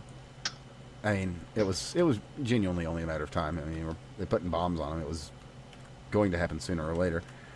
And, of course, it makes sense that you use a pistol because putting an AR on a drone requires a pretty hefty drone or a AK or any given rifle platform because they're heavy and they've got a lot of recoil. And you're going to require a pretty heavy drone, whereas this, like the drone in the image and the test stuff, they're all like DJI Mavic size, like just the kind of drones you know, not the heavy boys, not the bigger ones, like just something you could absolutely have in your backpack. The drones you know, that's such a band name. Wow, that is. Keep that one in mind. Oh man, keep that one in mind. That is dystopian and appropriate. It is, but not so much dystopian. And you weren't actually here for this. We were closing up last week with this one, right. And the Army put out no, not the Army, SOCOM. They put out a tender for a new 5.56 round, hypervelocity round, chamber pressures in like the 80,000 to 120,000 psi range, like heavy duty fucking stuff that would blow up basically anything modern. Those are called some hot shots. Those are very, very much so. Well, I was unaware, but because I was talking about this with Steve, just the pressures and everything there with what they're wanting to do, because they're wanting to retain the same profile, like barrel profiles, upper profile, and everything. So they want to be able to cram this hot boy inside of creative engineering. Well, that's what we're talking about. It's like it'll be interesting to see how they pull this off. Well, federal ammunition, not the federal government. Federal has a new case technology, and it's called Peak Alloy, and it's a brand new. It's like a steel alloy. Apparently, they introduced it last year in the 7mm backcountry. How are they still Peak on that one? No, that's what it's called. It's actually called Peak Alloy. PEAK. No, I'm saying how they. Okay. And the government has ordered 40 million cases. And based on some of the basic data, I did a little bit of looking on the Peak Alloy stuff, and it bottoms out, just the one that they use for the 7mm backcountry, it bottoms out at about 81,000 psi. Okay. So they might be able to just slightly reinforce the chambers and maybe run a bull barrel and be doing this by the end of the year. Because as of May 27th, government purchase rights out of who put the order in for the U.S. Army. U.S. Army put the order in for 40 million cases. So I did not expect to have an update on something so out of left field immediately. Yeah, but that's pretty wild. Like we're gonna see. It's a new regime of. It's like we've got a problem. Let's solve it. Okay. Look, here's a market solution. Oh, really? Well, then why don't we just use that? And here we are. Yeah, and it's a pretty good one for that matter. And speaking of market solutions, California needs some solutions because as we were reporting in the last show, it was going to be a runoff between Spencer Pratt and Karen Bass. But somehow, in the dead of the night, thousands and thousands and thousands of entirely one-sided mail-in votes started showing up. Not for Karen Bass, interestingly. Now. Be fair. Be fair now. He got around 6,000. Not in the initial drops. The initial drop of Not the initial 24,000. drops. No, sir. The initial drop of 24,000. Not the initial drops. Well, but you got that's what I'm 24,000. talking about. So in the initial 24,000, the first lot that was entered in after, Oh yeah, none of after them were hours, him. not one of 24,000 L.A. County votes was for Spencer Pratt. The odds are in the trillions, actually trillions, for that to possibly occur. So we know what's happened. Those odds assume some specific details regarding like his favorability among given populations. That said, so let me put it like this: those odds assume representative. A system that isn't rigged, basically. Uniformly representative ballot odds among all populations, so that you average over everyone. Because we don't live in a homogeneous society where everyone thinks the same thing everywhere, thank God. That's not the case. But that said, Mm-hmm. right. So, in any event, I think it's kind of wild that we have this situation going on. It is. Come on, guys, pack it up, pack it in. Yeah. Well, funny you mention that because they didn't so much pack it in as they did pack it up because there was some video of the like a $300 million vote center that they fucking installed in L.A. County. And, somebody was doing a tour of it, and there was like 20 people working in this fucking giant building. And, well, that reached maybe the wrong people. The Department of Justice, as a matter of fact, is who it reached. So, Bill Asaley, first assistant U.S. Attorney Bill Asaley, has announced that they are pursuing numerous election fraud investigations involving the FBI in California. So they are intending to do a full audit of California's voter rolls. That's been...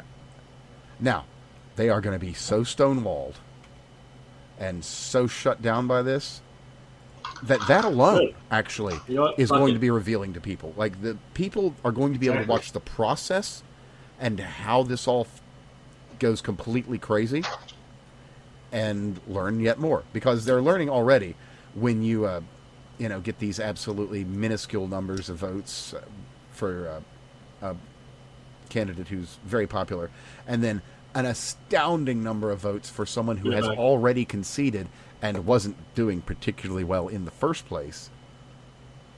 Weird stuff.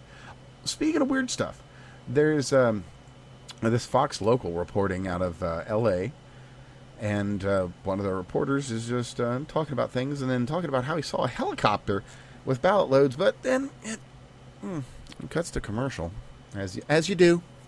The mic just stopped working, and they had to move it along to a commercial. Nothing to see here, folks. Nothing to see here. Move right along.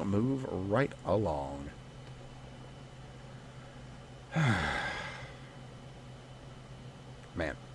Oh, and speaking of moving right along, you'd think that having a literal Nazi who has described his Totenkopf tattoo as a Totenkopf to an ex-girlfriend and what it means, you would think that a person like that would probably make a really great Republican candidate based on all the rhetoric these days, right? Well, I don't know. No, they would actually, such an individual would make a top-tier Democrat operative, surprisingly enough.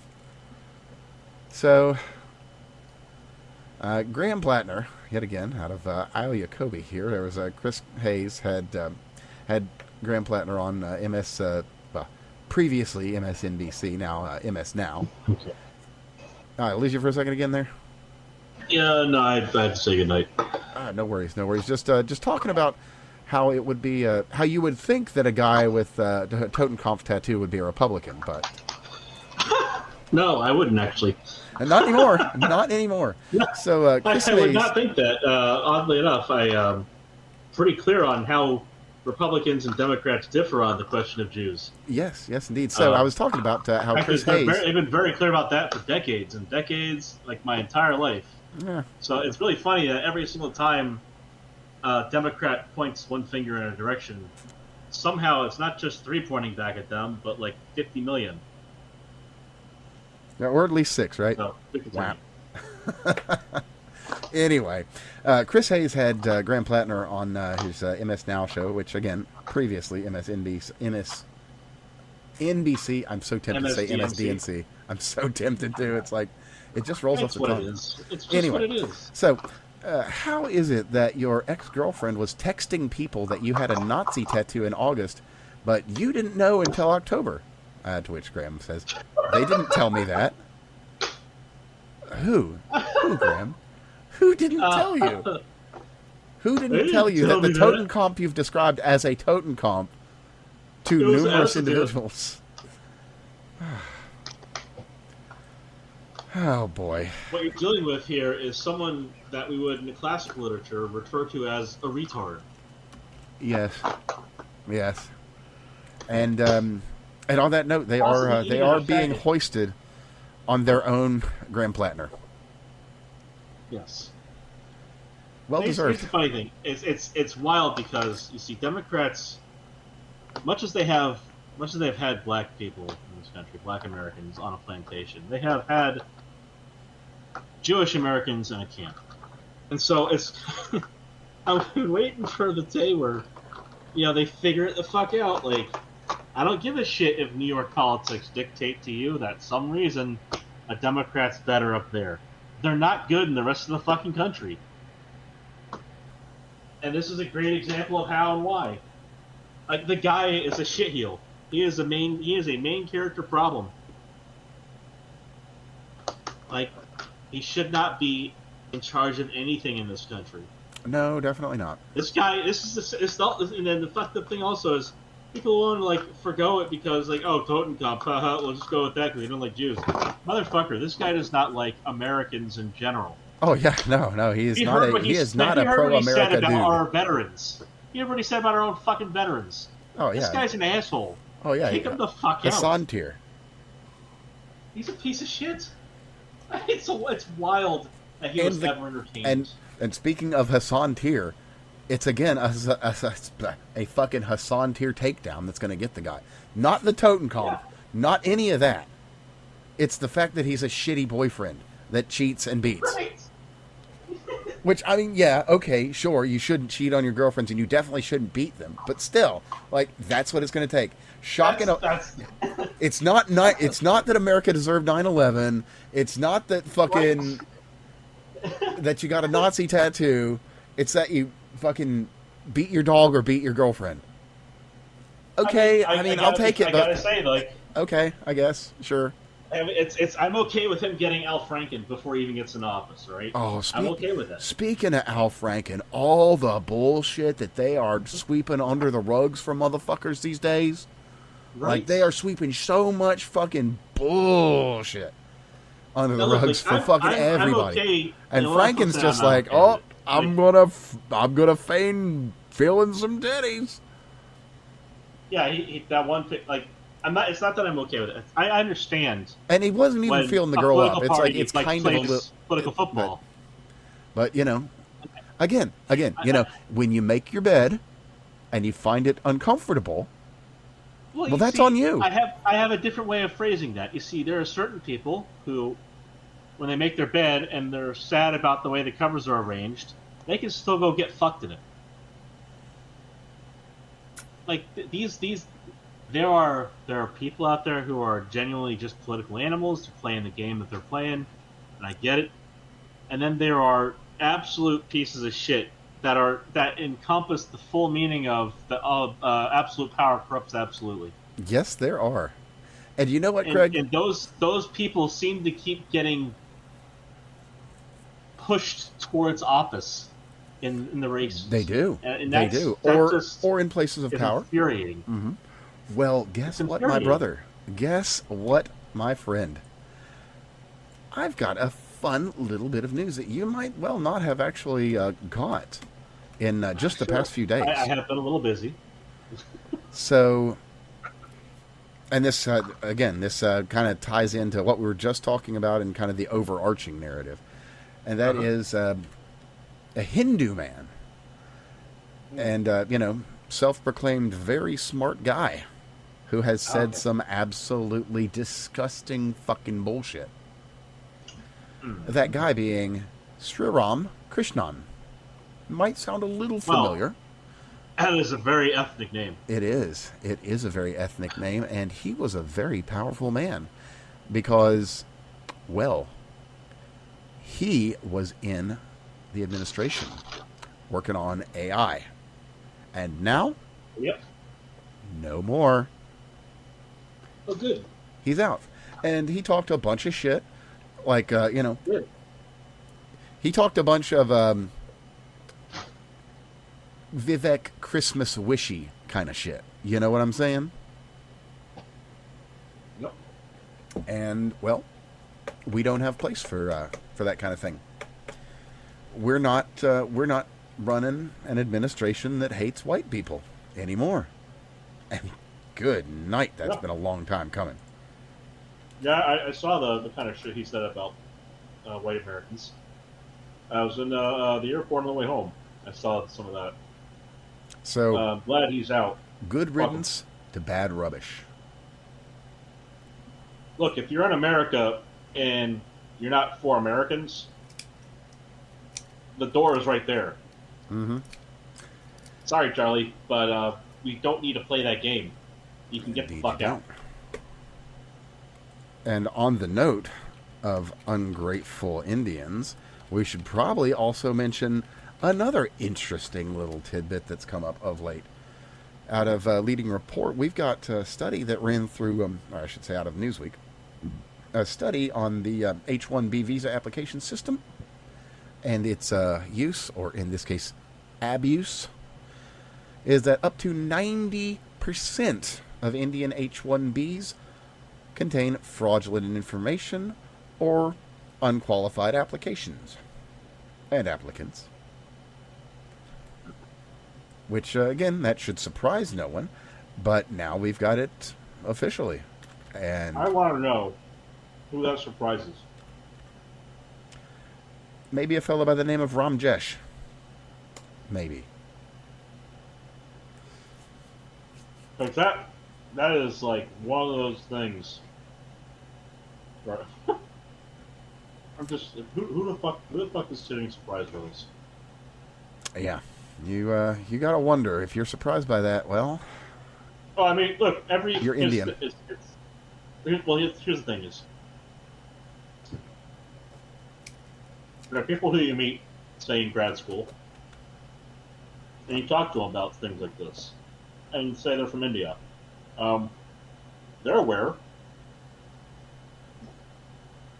Now, there are those who get in legitimately, and I knew several. God bless them for it. They played the game by the rules, and they managed to get in. Whereas, okay, I can say exactly the same thing. When I was a kid, there was this an older guy by the name of Manu. Great guy, personable, like all American dude. Just happened to be Indian. Yeah. No, it's the thing. It's like in the same thing about people from China, etc. All people from around the world who I met, grad school, undergrad, come here doing it right, doing their best. It's the same thing with immigration. These are the people who are at the front of the fucking protest when it comes to these motherfuckers cheating, because they know viscerally from competing against them just to be here what the problem is. And that's where I first learned about the problem. And I've mentioned it, tentatively and carefully as I could in the past here, especially about the co-ethnic, citation circle jerking that's going on to keep people here. they are viscerally aware and intensely resentful of the cheating and bullshit that gets people into this country unfairly. And finding, a million fucking fake diplomas. This is the shit that's... The thing that's disturbing about it is the industrial scale of it. That this stuff is already printed off and ready to go. Yep. That's the scale. That's the issue. The scale is the issue. Yeah, and the scale is staggering. Oh, speaking of staggering, somebody else ran some numbers. Just real quick here. Go ahead, yeah. And well, just I'll include the link because it also it quotes a tweet that's got some staggering other numbers. But anyway, 40% of Mexicans, 40% of Mexicans from Mexico live in the United States. 40%. 25% of black Americans are considered fully disabled. A full quarter of the black American population is completely disabled and cannot work. What's that? 3 or 4 million people? Yeah, but I mean, it's just... Oh, no, it's more than that. I'm sorry. 13%. It's a lot more than that. Yeah, but just fully a quarter of that whole population, on paper at least, completely disabled. It's like 12 million people. Like, what are we doing here? It's not any better. What the fuck are we doing here? The thing is, you mentioned the amount of Mexicans. 70% of them are on welfare. Also that. How is my question. Now that there aren't good answers. I believe that number includes illegal aliens. So again, the question becomes how, because 70% includes. So 70%, if you assume the legal split, 70% covers all of the legal aliens, all the legal resident aliens and naturalized citizens that are from Mexico that are in the United States, and then some. And that's a problem. It's, again, staggering numbers. Absolutely staggering numbers. I mean, things are so crazy these days. Do you know how crazy they are, Craig? I'm not angry. I'm not surprised or angry. I'm just disappointed, man. Indeed. Do you want to know how crazy things are these days, Craig? Tell me, how crazy are things? They are so crazy, my friend, that Kim Jong-un... Can you guess where I'm going with this? All right. No. Because the world's that fucking crazy. Anyway, Kim Jong-un has stated publicly that he is putting serious considerations into allowing British refugees fleeing oppression. I am. And there ain't no community note on this shit either. I say there should not. I say there shouldn't have even been a consideration. If you're ever going to do something like that as a North Korean guy, my advice there to the foreign adversary is just do it. If you're gonna have that laugh, just do it and see what happens. Pull the trigger. Oh yeah, I mean, because that is. Oh yeah, put out the statement. That is edge of the seat funny. Like, already. Send your fucking guys to the fucking floor of the UN. It's like, what is happening in Great Britain cannot be allowed to continue. Any British citizens that feel oppressed, they can find safety in the kingdom and the land of the Democratic People's Republic of North Korea. Holy shit, I would laugh and laugh and laugh and laugh and laugh and laugh. It's not possible, but it's fucking funny. What an indictment. I mean, we're already doing enough bruising on them from the whole NATO thing. There's J.D. Vance sending out some zingers. Indeed. And just since we're talking about it for a second here, we should probably mention something else that went down, in Great Britain just a few days back. That would, of course, be Well, they're a very progressive place. And what happened is, you've got this individual, Lucy Dean, Mr. Lucy Dean, who prefers being referred to as Miss Lucy Dean. But we do honesty here on the Fake Untitled podcast, so we're going to do honesty. So Dean was, Dean was a collector. A collector of ephemerina. The kind of things that you find on the internet. The dark corners thereof. Images. Lots of images. Lots and lots. More than 1,000 images. Yeah, stored them on the phone, these images. Now, the thing about human rights, the thing about human rights is you have to be a human for them to apply. Well, and pedophiles aren't people. Well, there's this thing here about Great Britain. Anyway, they had 1,000 images, and some are described as baby rape. Yeah, shoot them. So, anyway... I'm not advocating for harming a person. Well, there's predators out there, and you just have to eliminate them. So, if you're not sitting down, you should, because you'll maybe want to pace as I read on. And that's probably safer than sitting down and allowing yourself to stew in this. So, Dean, who prefers female pronouns, was at the Chester Crown Court in this last week, where prosecutors stated that he had downloaded more than 1,000 images of child pornography within the last 2 years onto his phone, like an absolute fucking idiotic nonce. He was arrested at his home in the last year because they received a tip indicating his email and IP address had been used to upload. Oh, so he was sharing, of course, as one would expect. Investigation found he had... Oh, wow. Okay, I'll just read the paragraph for you. An investigation into his devices found that Dean had 306 images in the most serious category A, including 224 videos, some of which showed babies in extreme pain being sexually assaulted. Officers also found 173 images in category B and 53 images and videos and 525 images in category C. So, anyway, dead to fucking rights. Dead to rights, and he was under this. He was facing 3 years in jail. 3 years too long. Shoot him.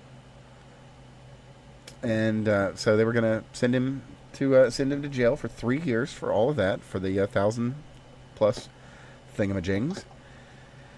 And let me see here. Well, just reading from Peter Husey, the looks like barrister or something, is self-evident from some of these search terms that the defendant was seeking out pedophilia material. There were images of babies being sexually abused, some clearly in distress, as serious offending of its type. Yeah, right. The case is aggravated by the very young age of some of those depicted in the images and their distress, and the fact that there's a large collection of moving content. But, that was not the judge. Judge Michael Leeming chose instead to issue a fully suspended sentence of 16 months. What? And why is this? Well, you see, Mr. Dean... Yes, why is this? Mr. Dean found himself questioning things, perchance. Like whether he's a he. And, when you're in such turmoil in your head, well, obviously that's punishment enough, How about Craig? Per image? Bullets that are allowed to be in the guns. Well, according to the judge, golly gosh, he's not gonna need to go to jail at the suspension. It's all good. Now, just to let you know, he's not getting off scot-free. He's got to do 200 hours of community service. Not enough. No. Oh well. You should do 200 bullets. Well, but that's not all. There's even more. He also has to go on the sex offender registry for 10 years and be subject to a 10-year sexual harm prevention order. Registry? You know what keeps him off the sex offender registry? Full doses of penicillin. So, there you go. And that's Britain.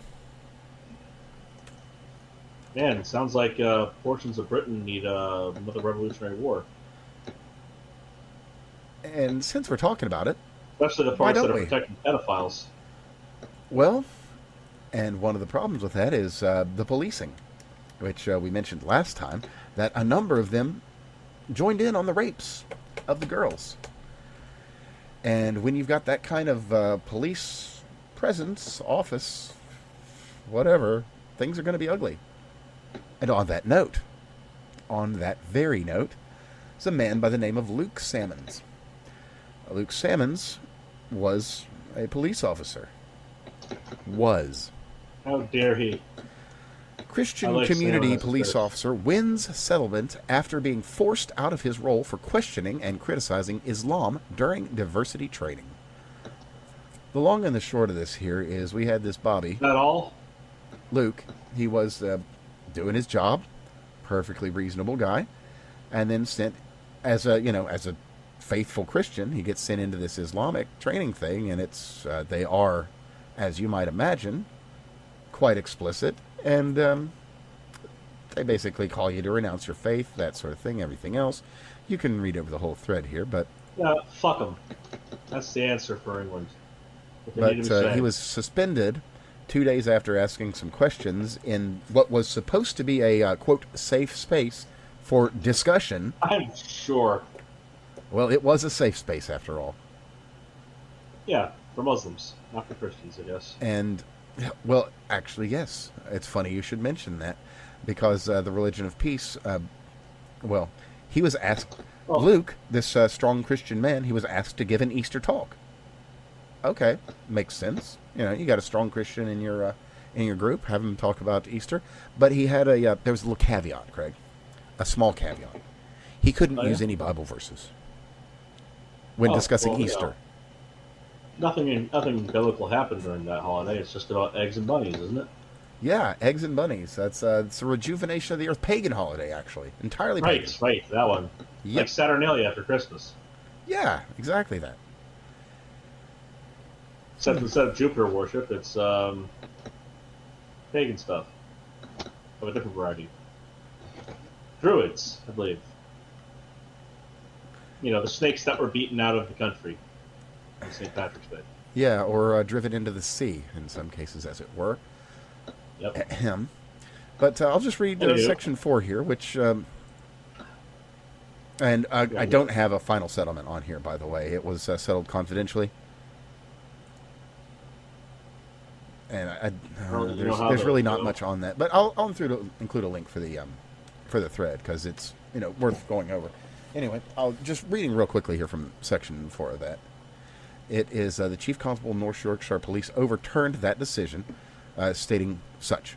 Having considered the full file, including the interviews with yourself, the statements of witnesses, the determination of this panel, as well as the submissions made in your appeal, I have drawn the following conclusions. You have, on a number of occasions, engaged in discussions or provided feedback, primarily in training sessions, which have at times made people feel uncomfortable and unsettled. I do not, however, find that this represents a breach amounting to gross misconduct of any of the police staff standards of professional behavior.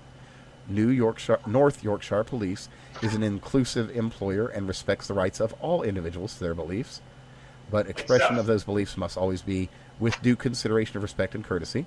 I believe these matters could potentially have been dealt with more appropriately in line with reflective learning under the reflective practice review process. Oh my fucking God. In consideration of the above, I therefore do not agree with the panel finding of gross misconduct, and your appeal is upheld. Had you been employed by NYP, I would have recommended reflective practice in line with staff discipline procedure. Consequently, you will not be put on the College of Policing barred list. And then following that, he took legal action because, they found that he wasn't in the wrong for what he did. And there was a settlement. England has been very good at creating new Americans. I'm okay with that. Well, there's people from Arania that are saying maybe... Arania? Sorry. Well, they're saying, maybe this... we've built something good here, but maybe the move is just to go where we're going to be safe, where there's a real future and we can really build. And on that note, I don't have confirmation, but apparently there are discussions at the White House of increasing the Afrikaner cap on refugee settlement, which Good. I'm speaking poorly of refugee resettlement, but these are people that are in genuine danger. The white people thing aside, yes, obviously, we want to bring in the best of the best, so I'm going to be about white people, but these are genuinely people that are like in the worst situation in the fucking world. They're being destroyed. Like white people, black people, whatever. They're living in hell. They're living in a fucking literal hellscape. We got to get them out of there. And here's one that neither you nor I were expecting, Craig. And I'm going to tell you this before I get into it, so that you don't like die of a heart attack immediately upon me going into depth. Is that somehow we're on the same side as Fuentes? No, that's fair. It does happen. You know, he's not like a Hassan broken clock. He's like just a normal broken clock. And with that, he's just a faggot with a penchant for specific types of dick. Well, it's funny you should mention faggotry, because Nick was talking about Richard Spencer. You know, it was going to happen. It was bound to. I saw he was due to be on a certain podcast recently. And the thing about this is here, you know, I'm going to be honest. I'll give him credit. He's got a great point, and he's talking about Tricky Dick and mocking the kids of people in a debate. And yeah, that's mocking the dead children in a debate. And yeah, you don't do that. That just shows that you've got nothing. All you've got is insults and hurting people. You don't even have a point to make. You just like, I'm going to hurt you as much as I can because I don't like what you're saying. And to quote Nick here, and I'll throw a link to the actual clip itself, you bring their dead kid into it. What does it matter to you? Who says something like that? It's just not right. Amen, Nick. Absolutely. Absolutely right, sir. Okay. And, you know, I will call out people when they need calling out, and I'll give credit when credit is due to be given. And by golly, you know, every now and then, Dick Spencer is a piece of shit. He is. Now, I will give again. Oh, it is funny. It is funny that a gay man is upset with someone who goes by Dick Spencer. To be fair. Yeah. Well, you know, he would probably want a Latino boy like him to be serving him a Swiss and shroom burger. Mm-hmm. Sorry, had to bust out the deep lore on that one. Anyway, oh, cool! I found the link to the black girl that was talking about her literal words. It actually looks really good, and I hate it. Where she's standing in front of the reflecting pool. So let me grab that and throw that in there because it's a great little clip. Because it's like she's completely honest about it. It's like it's oh, okay, all right, yeah. I like how self-aware she is. Like I really think that was a good video. It reflected far more positively upon her than I bet. Now, in some news that I've got nothing on. I've got absolutely nothing but the reporting. We've got two guys, Sean and Alex, the guys behind Dual Blackjack. And it's kind of a weird, cringy kind of online thing. But whatever. They're just some content creation guys. They're not the fucking Tates. They're not trafficking girls. They're just whatever. They got black bagged in Armenia. Quite literally, black bagged. Thrown in a van, bags over the head, the whole fucking shebang. So that's all I've got. I've got that and the video of it occurring. I have no info on what's happened to them, where they are, what the charges are, what's what, nothing. Just that is it. So I will try to keep my eye on this and get you some more on it once there's more to be had. Now then, because we are in the updates, and we're in the updates on the stuff that we have been talking about. All right. And yes, I know. We're getting towards the end. We want to go ahead and get a little wrap because it is a little late on a going to be a weekday tomorrow. So It is. let's go ahead and try to pull some threads together, tie some things down, tie them up. All right. So you remember when we were talking about the fella out of Arkansas? His teen daughter got kidnapped and abused, and he found her and the abuser, and ended the abuse on the spot. Right. Well, if you'll also remember, we were talking about how he was running for office, sheriff. Right. Well. We don't even have a Gary No situation. We have a, well, I guess we should say we have a Sheriff Gary situation. He won. He's the sheriff now. Charges are gone. Charges are dropped. Fuck yeah. And he is the sheriff, taking the place of the man who arrested him. Well earned, sir. Now that, ladies and gentlemen, is what we call American justice. Well earned. Yes. That should be the face of American justice. That is an American story of winning. That is quintessential American justice right there. I'm going to arrest you for what? Killing a predator. But you know what? I'm the sheriff now. Oh, will ya, bitch? Oh, will ya? Well, let's see what the fucking people have to say. This shit to court. And the What people... court? The people's court. Well, the people had something to fucking say about it. And speaking of the people having something to say, now I don't know, this, to me, this is hilarious, uproarious, and soul uplifting news. Okay. But I don't live in Chicago. Oh. Oh, those Bears. Oh, those Bears. Bears. So the Chicago Bears, they need a new place to play. So obviously they're gonna. Does women choose the Bears? Well, the Bears, you'd think that being they're an Illinois team. Everybody from there, you love the Bears. It's the Bears. They got fucking the whole SNL skit, everything. You know, it's a thing. What? It's a fucking Chicago institution. Bears. Well, they are going to be building a new stadium, brand new, full of all the features, everything you can want. Everything you can want. And as a matter of fact, it's going to expand the community. But why would you expand a community? You've already got such an expansive community. Well, because they're going to build it in Hammond, Indiana. Holy shit. Hammond, Indiana will be... We believe a world-class stadium in Hammond will transform the region, connecting northwest Indiana to the south side of Chicago through the loop and across neighborhoods and suburbs stretching north of the city. Think Indiana, I'm thinking Chicago. No, you don't. You don't really think Chicago, Indiana, because it's not.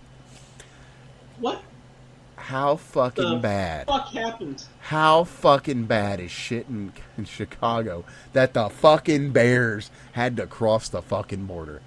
Damn, son. Golly. Damn, son.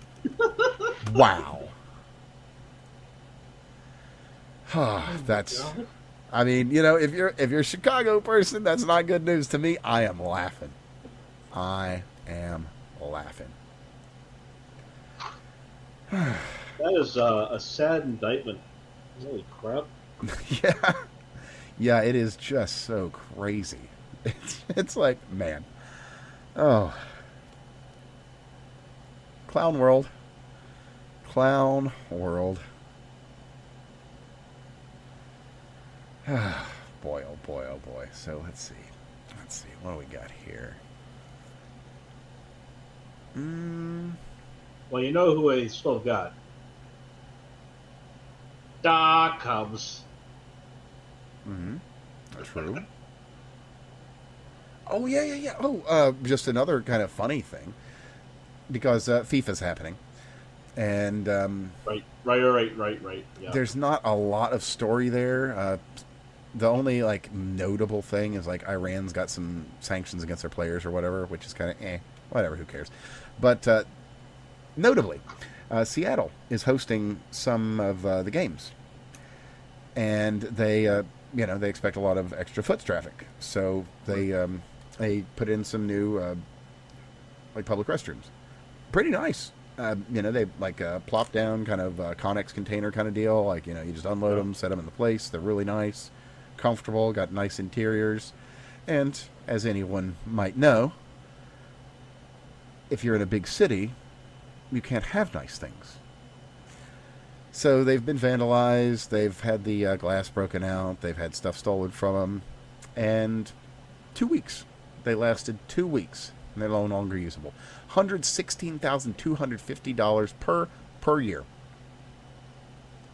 And they brought them in as a 1-year pilot so that they could, have adequate restrooms for all the people that will be visiting their. I don't want to say prosperous. That's not exactly accurate. They're very diverse city of Their Seattle. Municipality. Yeah, the very diverse city is doing well. Well, Russian diverse. The more you live there, the diverse it gets. Indeed, and I don't even know if vodka would help. It's a Yakov Smirnoff joke. Been there. Man, the good old days. But speaking of good old days, once upon a time, mail-in votes weren't really a thing, and the Supreme Court is starting to think that maybe. Well, once upon a time, mail-in votes were the Florida model, not the California model. Well, they weren't a thing at all once upon a time. But there was a handshake. Well, no, they were. There was a handshake. You had your ballot was in by voting day, or it wasn't counted. Indeed. They knew who the fuck you were.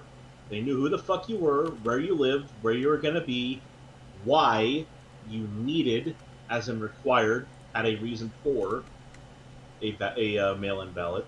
Mm-hmm. Your ID was photocopied and on record.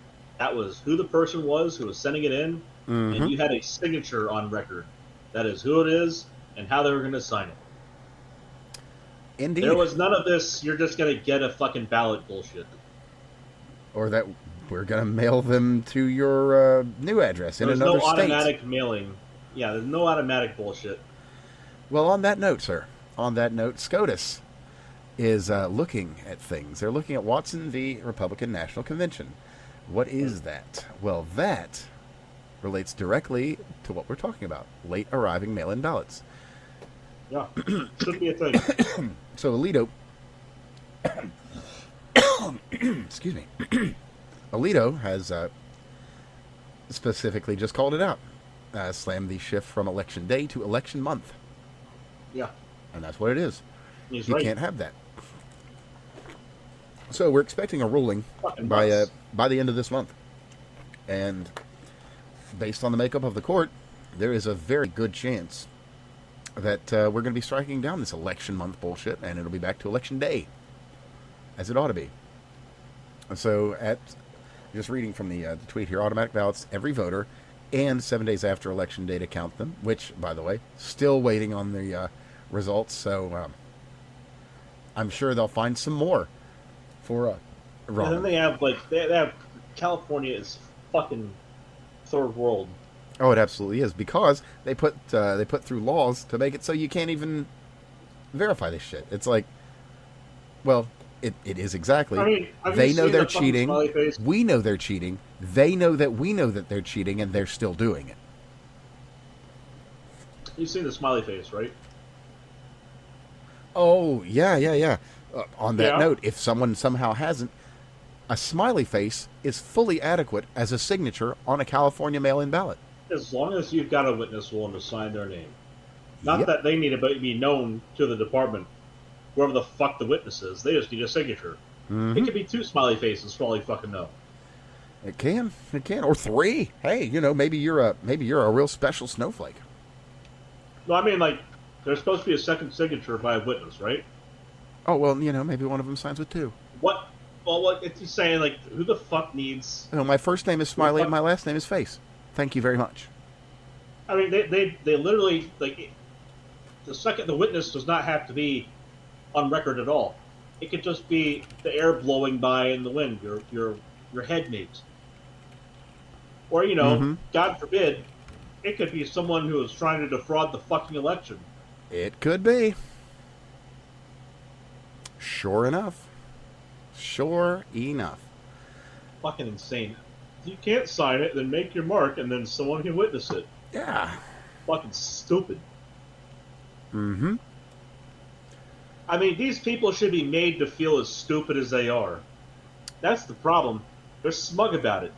Oh, you know what? Okay. They need a consequence to fucking bring it back in. Just a fun aside on smug people, because there is a bit of an update on something else that we've been kind of covering off and on. Personally, just going to tell you, go and watch the Legendary series. You're going to get better coverage there for this. But Denham's over the last week may have won one of her 2 cases against Ethan Klein. So she successfully put in a defense to which there is allowed a response. Mm-hmm. Well, an appeal is allowed, but yeah, she's tentatively. It's not an appeal issue. We're waiting on a response from Ethan's lawyers before they move forward. But tentatively, she's looking very good in her case. In that So the court, there's the 2. court allowed her defense via fair use to be put forward, and which Ethan's lawyers must submit a rebuttal. Indeed. And that just means that the judge is allowed the reason why I bring this up is that a lot of times fair use, when it gets to this point, generally goes through. But that's really not the point of what we're talking about here. Well, and also the generally fact allowed through faster than she's had it. So that's part of the issue here. But she has made statements. Oh yeah, no, she has, and that'll be taken into account and all that. And but really, what I'm talking about here is, though I am mentioning Denham's doing well in the case, it's not so much about her, because she fought. She stood up. She went to court. She got her lawyers. She, did what you do when you go to court. She didn't fold, and she didn't run, unlike 2 other individuals, who are now, one still on the hook for we don't know because it was settled, and the other, well, we're waiting on the judgment to come through, but we're expecting we know kind of what was going on with the other one. Yeah. So what happened was all of the money for Casey Tron's GoFundMe. Well, there's some other behind-the-scenes stuff, but yeah, like basically any monies that she raised have to go to Ethan. There's the funds that she raised go to Ethan, and your remaining funds after the lawyer's paid, and also the public apology. That was the basic. There's apparently more to it as well, but she's that's private, so we don't know. She's supposed to keep her mouth shut, which she's having trouble doing. She is. And he's made some allusions in his own. Ethan's made some allusions in his own postings, about her supposing to keep. Yeah, maybe you should not say so much. But yeah. But exactly. Anyway, but that's the funniest part of this here. We have Frogan, and we have well, we've got those 2, and what it just shows is also the guy that he's suing. Oh yeah, well that hasn't actually gotten to anything yet, but that right. That doesn't look great for old dude. And if he decides to go after Ian, if he decides to go after iDubbbz, he's fucked. He's in fucking Canada, dude. He's fucked. That one's brutal. Yeah, I wasn't talking about. But the thing about this is we're here to share funny news or good news, and this is just so funny. Is that if they had just fought, if they hadn't given up or run, they very well if she'd have just mounted a defense at all, it's a very real possibility that she would not be in this situation. Very possibly could have won. Might have had a good case. We don't even know now. But now she's probably going to be a hook for like about $250,000. Couple hundred. Yeah. Oops. Oopsies. Now, the funniest thing about this with Rogan for me is that I specifically said in my Patreon message Here's $5 for Ethan Klein. Don't eat it. You're already very fat. Mm. What did she do with her money? We don't actually know. She fucking ate it. Probably. Well, again, this is why I say to lend your ear to the Legendary series. Because also, boy, that's heated up a little bit. Boy, Hassan has got some thin skin. But that's what happens, when you get fat. That's what happens when you get fat. It'll stretch it out a little. Yeah. Man, he ate every calorie available between him and the airport when he was down in Cuba. Seems like it. He packed it on. Yep. So, also, since we are trying to close out the night with some good news and that sort of thing, we're going to hop on over to Virginia. And right. Special Agent Spanberger, who, much like Barry, is turning into an absolutely top-tier gun salesperson. Virginia gun sales are just going crazy. Background checks have doubled because, Special Agent Spanberger has said that they're going to be banning them. And, of course, on top of that also, we've got rather an incredibly sizable amount of county sheriffs that have said, fuck you, bitch, don't care. Not going to enforce it. Yeah. And by the way, on that, just a real quick, she did actually try and get them on it. I can't remember the exact thing. I think she took it to like the state SCOTUS, and they're just like, yeah, no, these people are elected. They're going to do what they're going to do. We can't force them. Long and short. So they basically doubled the gun sales. So they're doing absolute gangbusters, getting that shit out there. And beyond that, we've got... Yep. I don't know if we covered this last week. I mean, it's Virginia. I want to see this dumb bitch try. Yeah, she got to go. But it is what it is. But hey, so we're trying to close the good news, and we're going to circle back to the very beginning. And maybe not the best result, but we'll take what we can get.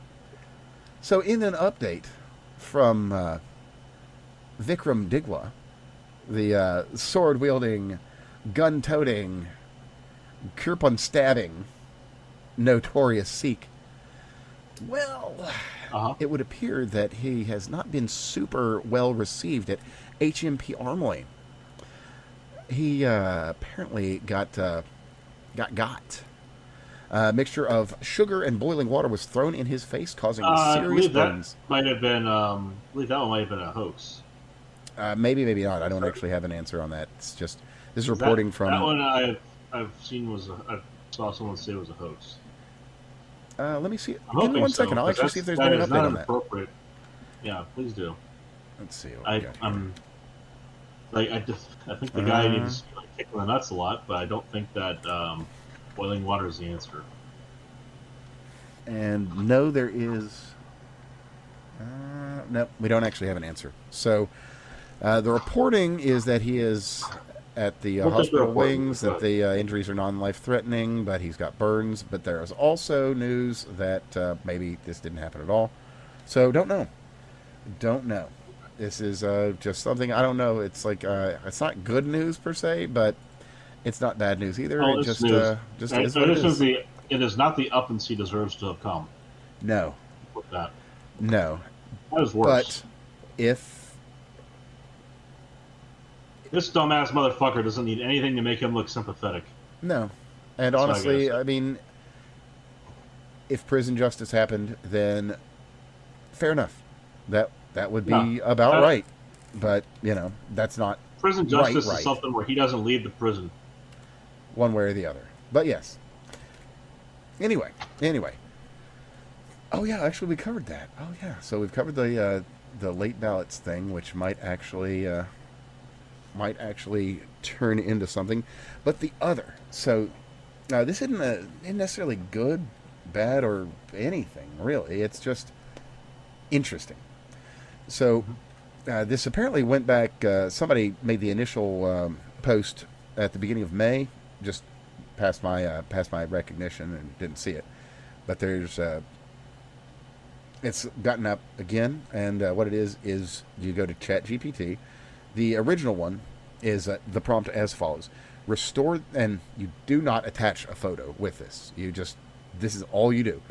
The prompt is restore the attached photo. Apologies for the photo's content. I know it's extremely strange. No questions, no explanatory text, just the restored image. Generate an image.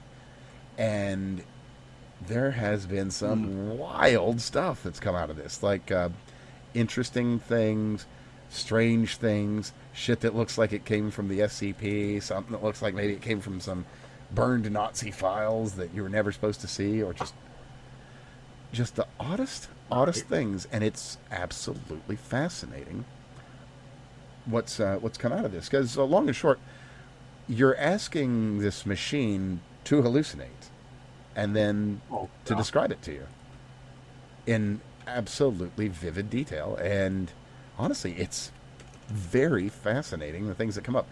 Now, some of the things that have come up is it'll occasionally say, I can't display this because it's either too violent or too sexual or something else. It's like, wow. Well, what in the world? So it's just real weird, real interesting. Mm-hmm. But like I said, that one's not really a good or a bad or anything. Just a very interesting thing to cover. So we're going to close ourselves out with a little bit of good news for Texans. As everyone in the United States knows, the housing market is fucking crazy. Everything costs too much. Everything is hard to get. Houses are getting bought out by your BlackRocks, etc., etc. This was one of those ones I wanted to get to tonight. Glad we're getting. So, home prices are on the way down in Texas. Yes, they are. Yes, indeed. Now, everything has a reason, cause and effect. There's actually multiple for this one, but there are. One of the big ones is we're seeing vast droves of H-1B Indians headed home. And it, among other things, has resulted in home prices in the Texas area going down 9%. Part of the reason for this is that a lot of H-1B Indians are having trouble leaving India to get here. Mm-hmm. Because we put a freeze on their visas to get back over here. Correct. On new applicants and reapplying people. So if they went home to visit family or what have you, when the freeze began, mm-hmm.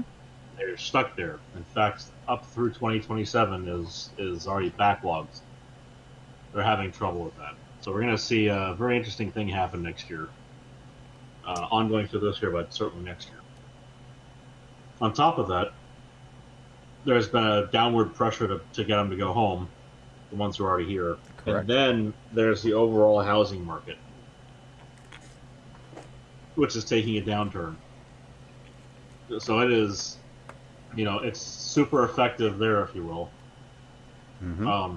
But it is northern Texas that is having this housing market issue right now. And it is very interesting. This is a again, in part, this is like a bellwether moment. In part, there's this consequence of housing market bros going, yeah, invest. It's only going up, etc. But you can see we're in the ramp up phase. We're gonna hit peak soon, and it's going if to we haven't plummet. already. It's going to plummet so fucking fast. Oh yes, yes indeed. And so, I mean, if you're waiting to buy a house, so here's the problem with this. It's going to drop like a rock, and rates are going to go up. What we need is the part where the rates go back down before the prices go up. Because they're going to try and hedge it, to slow the market by raising rates like that, and it's going to be stupid. Like, no, man. So anyway, people are putting stuff on the market and then pulling it off. It sits there for 3 to 6 months. So they're yanking properties back off the market. So like in Texas, it's a downward pressure, and it's funny because I mentioned my brother just moved, and he's going to be getting his place ready to sell. In Bay Area, it's always a fucking ridiculous market. Oh yeah. Like I'm sure his house is going to get snapped up. I'm sure his house will get snapped up for some ridiculous ass price. Oh yeah, and if he can sell during this FIFA thing while they've got all the shit off the streets. Right. Mm-hmm. That's the trick. That's what I was going with. That is they got an upward sell while the selling's good. Up. Right. I'm hoping he gets that shit like. They got the people in there to start patching everything up and everything. Yeah, you need to get that shit done quick. Whatever. Exactly. I'm imagine, he's gonna get back over there in like a month, and it's gonna look all spick and span. He just has to like get a couple things out of there, and it'd be ready to go. Yeah, be on top of that, man. Be on top of that one. Right, because the market crash is probably going to come around. Also that. Like, man, you are at the perfect moment to move some real estate in California. So you better be jumping. You know damn well they're going to save that shit. Like, there's some places where you can toss stones in the pond to make the big ripples, and that's going to be held up until October surprise time. Oh, yeah, we haven't even seen the October surprises yet. Gosh, this is... What a year. It's not October. What, man. And we've seen a bunch of shit that could have been saved for October, let's be real. Well, yeah, like say Platinum's entire fucking history. Yeah. Notice that there are people like Kyle Kalinske, who I believe I mentioned his hilarious shit from last week. Just a quick note, Kyle Kalinske has frosted tips. It does. But just the fun bits about Kyle, though, which I believe I mentioned last week. That golden tweet, that golden post he put out. Was that the one where he was thinking about men's penises? Yes, it was. Ah, okay. A part where he would still vote for Plattner. Oh, right. He was thinking about another man having sex with his wife. That's right. Exactly. Yeah. What a peculiar fellow. Maybe peculiar isn't the correct word. How queer. Like I said, it's how socialists bookend the political spectrum by putting fascism and communism at either end. This motherfucker is a paragon of democratic whims, if you will. He is the leftist incarnate when it comes to hypocrisy around people like Plattner. Remember, you're supposed to smash the fash, unless the Totenkopf tattooed guy fucking up women while flandering. Look, he's just a Nazi that beats women and cheats on them, Craig. I don't see what the big deal is. Look, if he had the chance, he'd only gas the Jews. Oh. Yeah. Man, he should just lean into it, Just go for it. Well, that's what he's doing. He should be out there like, look, I want to clear up something right now.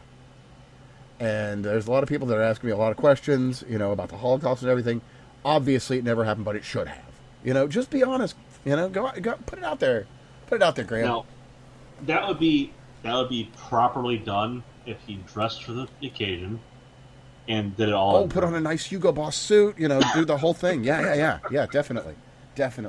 Oh, but speaking of honest politicians, and again, the levels of honesty we have not seen in a long time. This one coming from north of the border. Believe it or not, honesty out of Mark Carney. Never in all my fucking days. Not from that fucking. Did he say it in Mandarin or in Hindi? Fucking English, not even French. Believe it or not. Long and short here, I'll just kind of paraphrase, but I'll throw a link to the clip where he actually says it. Canada is in a recession, in part due to in a recession, in part due to immigration cuts, tanking population growth. And that household incomes are rising. Let me say that all again for everybody who is like processing this. He stated that Canada is factually in a recession, and that one of the reasons for the recessions is that immigration is going down And incomes are raising. Get me? Holy shit. Never in all my fucking days did I expect somebody to just fucking spell it out there like that. Like, yeah, you know, we're not getting enough Indians and we're having to pay Canadians more. And, well, golly gosh, it breaks my heart. I never in all my fucking years. Just wow. Like, damn, Mark, I never would have expected you to just fucking bust it out like that, but there it is.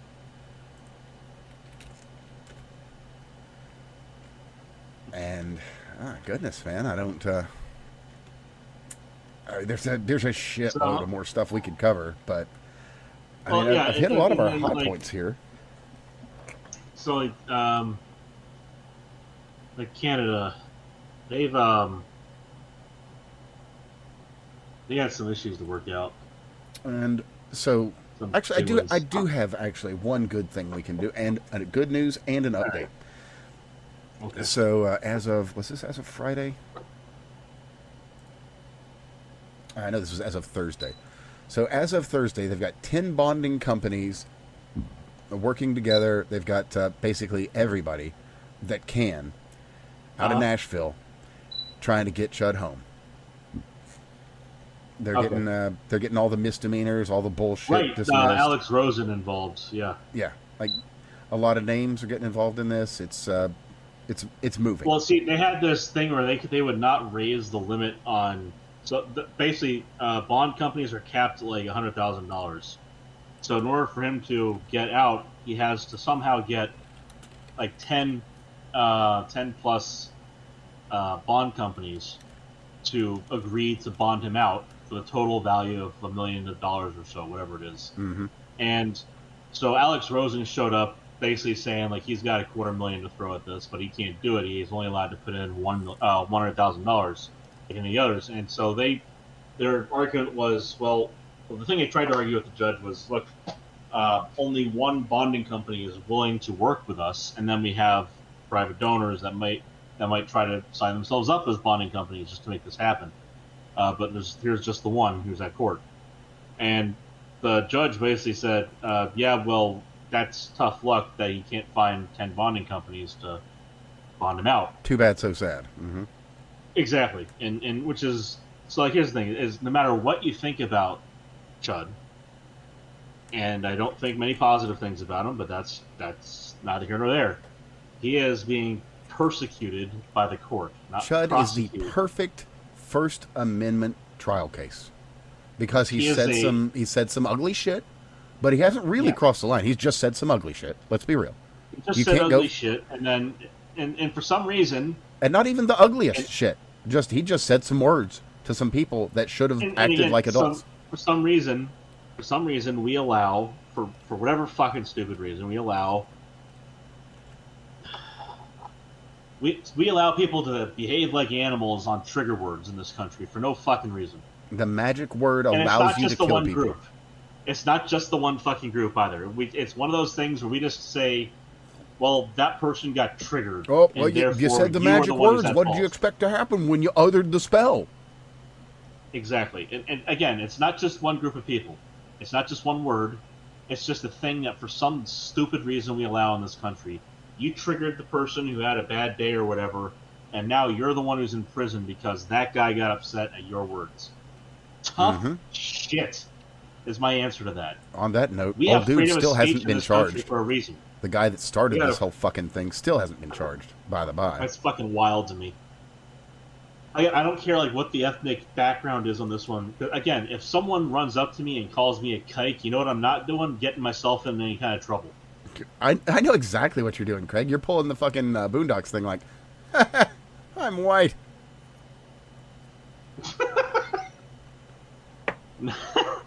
No. Clever girl, but no. But either way, still, like, just the other side on this. It's just one of those things where I do not fathom how we got to the point where this is a permissible legal standard to run by. Like, oh, they called me the mean word. Like, oh, well, get over it, pussy. Yeah. Anyway, I thought the Bible said Walk magic doesn't home. exist. But What are you doing with magic words here? you, Come on. you do not need like it's the magic words are as bad as the magic soil here. You do Right? not need to do anything stupid. You are within your rights to just think less of that person and go home. They don't need to be taught the lesson. They can learn that by having nobody associate with them. Yeah. Just go home. Calm your It's tits that and walk easy. away. It's so easy. It is. It's that easy. You can have a whole crowd braying that shit and just go get a coffee. Leave them the fuck alone. Go away. Yeah, it's really that simple. So one of the other things they're fighting against here is they've got they stack the charges and stack the book as they want this guy to never get out of jail, and they want him to get killed in jail if possible. That. But they've got him with a diamond dash an misdemeanor asshole. charge, which is bullshit. I think it's the guy's an asshole, and he's not a sympathetic character, and I understand that, but that is no reason for our legal system to persecute him unfairly and, in my opinion, illegally. I think that boils down to prosecutorial misconduct, and I think that is so. Here's the thing: the other guy comes at him, calls him names, and beats the shit out of him. Suppose that's the way it went. Like, at what point do we get? Is the whole magic words thing like just not enough? Like, we've got to get past this. We've got to. Absolutely. It is an existential survival question for our country. He is a beautiful case for First Amendment, specifically because it is an unsympathetic challenge. The whole point of that, and again, it's specifically that the government cannot persecute you for saying mean things or bad things. Yes, a private entity like a bank, or say say a bagel shop, say a coffee shop, they're all well within their rights to say you are not allowed to be a customer here. Mm-hmm. Go away. You can absolutely tell people to fuck off. The government should not be in the business of picking and choosing winners when it comes to free speech. That is just anathema to the foundation of our country. I don't like this guy, but I don't think he should be in this position. Well, and that is why he is the perfect case for this. You know, 100%. You need someone who's going to say some ugly words, because you need ugly words. Because without the ugly words, you can't. Where the fuck is the ACLU on this one? Right? Where are these people? These people who defended fucking pedophiles and baby torturers, the fucking KKK. Where are these pricks when it comes time to taking care of shit the right way? Exactly.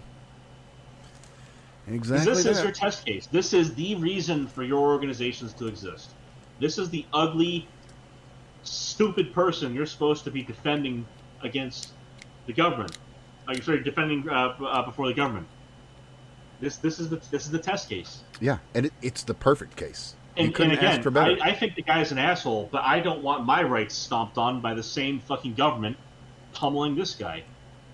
And to be fair, to be completely fair, he is the perfect candidate for this. You've got a guy who's got a family, who's just living his life.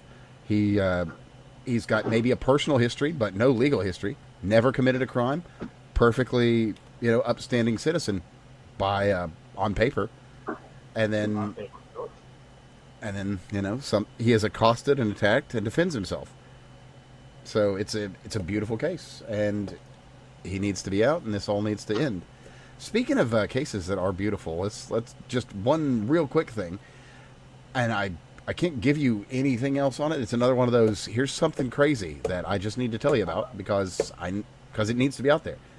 And that is in the Thomas Crooks deal. In case you're unfamiliar, Thomas Crooks was the Butler shooter. As far as we know, probably was. Just going to go ahead and say that, because as soon as I tell you more here, you're going to be like, well, where are you going with this? I'm not going anywhere. I don't have anywhere to go. There's nowhere to go because they redacted everything. So there's a record from July 17th, 2024, FBI Electronic Communications. The Butler Sheriff Office had 2 emails exchanged with Thomas Crooks before the assassination. It's all redacted. So we don't know what's in that. We don't know the subjects. We just don't know know the they were title. We males. don't know who was talking to who or what or anything. We just know that there was some communication between these groups. I mean, read into it if you want to, but I got nothing for you to read into it. It's just very, very strange, and we need more answers because there's a lot of weirdness surrounding this assassination. Not as much weirdness as, you know, the. Oh wait, is that the butler? Oh, is that? Wait, hold on. Let me. Oh shit! Am I remembering correctly or not? Oh, okay. Hold, reverse. I'm thinking, yeah. I was thinking that was the Charlie Kirk guy. That's the fucking Butler PA dude. Okay. Yeah. Okay. That's even Lower, fucking crazier. Okay, sorry. I got myself a little sideways. Tyler, what's his name? I was. Thank you. Yes, I was. And that makes that shit even wilder because, okay. Yeah. Wow.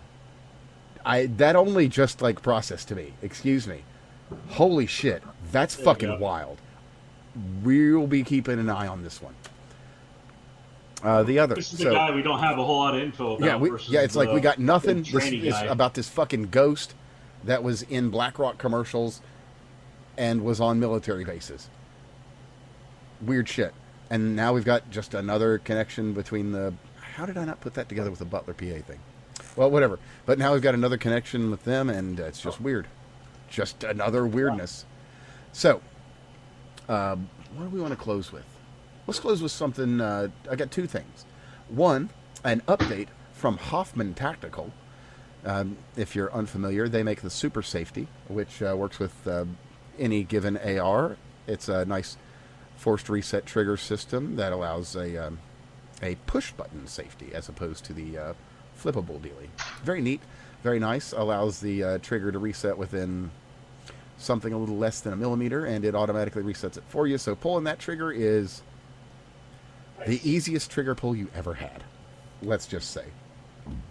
Well, they're of course part of the suit with Rare Breed, who's just going off the deep end trying to get them because that was, as we reported, part of the ATF deal. Like the ATF will drop the deal with Rare Breed and their force reset triggers, but Rare Breed has to actively defend their patent to the ends of the earth. Because, ATF is a bunch of faggots. Even still. Less faggoty, still faggots. Anyway. New development out of Hoffman Tactical is the Trigger Kicker. And the Trigger Kicker is completely outside of any of these other devices. It installs into a standard mil-spec trigger that requires 0 modification and makes the gun even more safe, actually, much like the Super Safety. But, and this is a big but, much like the Super Safety, it allows the gun to be fired very, very quickly. And also, they're out of stock right now, so you can't order any. But he's apparently going to get some in the next week. They went out of stock fast, real fast, because they're cheap. $43 for a trigger kicker. $43 and a mil-spec trigger, and all of a sudden you're shooting real fast, is all I'm going to say. So, check it out. And if you like shooting fast... pick one up, because at the very least, it's going to help out. It's going to help him out in his suit against Rare Breed, and he needs help to win this suit. Motherfucker, have you considered trying to get him to help us out for giving him that free advertisement? I'll reach out. Absolutely, we've got. We might have some connections, as a matter of fact. So I'll see what I can do about that. So, like I said, we wanted to finish some good news. I'm going to start you out here, and you're like, man, you're fucking down, and you told me you're giving good news. Bear with me. So, I know that you watched Aqua Teen Hunger Force. Am I wrong? I did. I did too. It was good shit. That was shit. like the golden era of Adult Swim. And since that time, with the help of Sam Hyde and numerous other creators, we've learned that Adult Swim was not the best place to work at all. Apparently not. Well, Carrie Means, who was the voice of Frylock, as well as numerous other voice actors, voice Right. roles. He got into a bad way. Like we had reported, I think we reported on it. The guy that was the voice actor for Brack, Andy Merrill, he had everything just kind of torn away from him. His life kind of messed up, and he was like a Uber driver and shit. Everything just fell away because Adult Swim doesn't pay shit. Like they don't pay shit. Anyway, Carrie Means, I'll just read from it here. Homeless, please help. Our rent went up and we have to move. We have no money, no credit. Carrie Means. And he throws up a link to his stuff, and then he asks people, like, if you can help, that'd be great. Or if you'd like to just buy some stuff, that would help, which, cool. Reasonable. Mm-hmm. And that's horrible. It's absolutely horrible. This guy, he's going to Comic Cons, is, from all appearances and descriptions, pretty reasonable, normal guy. That's, kind of a nice guy, decent person to be around. Much like, Andy Merrill. Well, it's just terrible. It's awful. But there's a GoFundMe. I was looking for $18,000. It's raised $34,966. So he's gonna, and I'll throw a link to that below. So if you'd like to help, you can.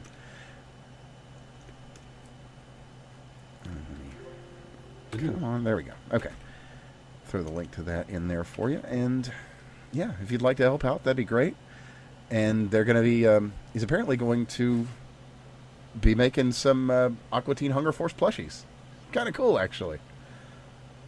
So, hey, let's go. Looks like he'll be able to make this into a real business. Godspeed, Carrie. And with that, well, by golly, I think I've covered everything I was wanting to cover. You got anything there for us, Craig? Do I? Got one item in particular, which is north of where we are in the staff jet. That image right there.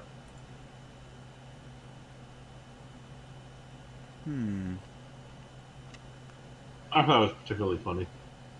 Oh, what, the DeSantis thing? Uh-huh. Well, lay it on us, man. Just read it out. all right. Via Bloomberg and Mary Ellen Class, columnist and opinionator, DeSantis' plan to gut property taxes is a Soviet power grab. Take your time to process that. Take your time. All the time you need. So, I gotta wonder. A removal. Where she does stand up. A just to put this in perspective here, to frame it up for you nicely. The plan to end government taking of monies is Soviet in some way. Bitch, what? What?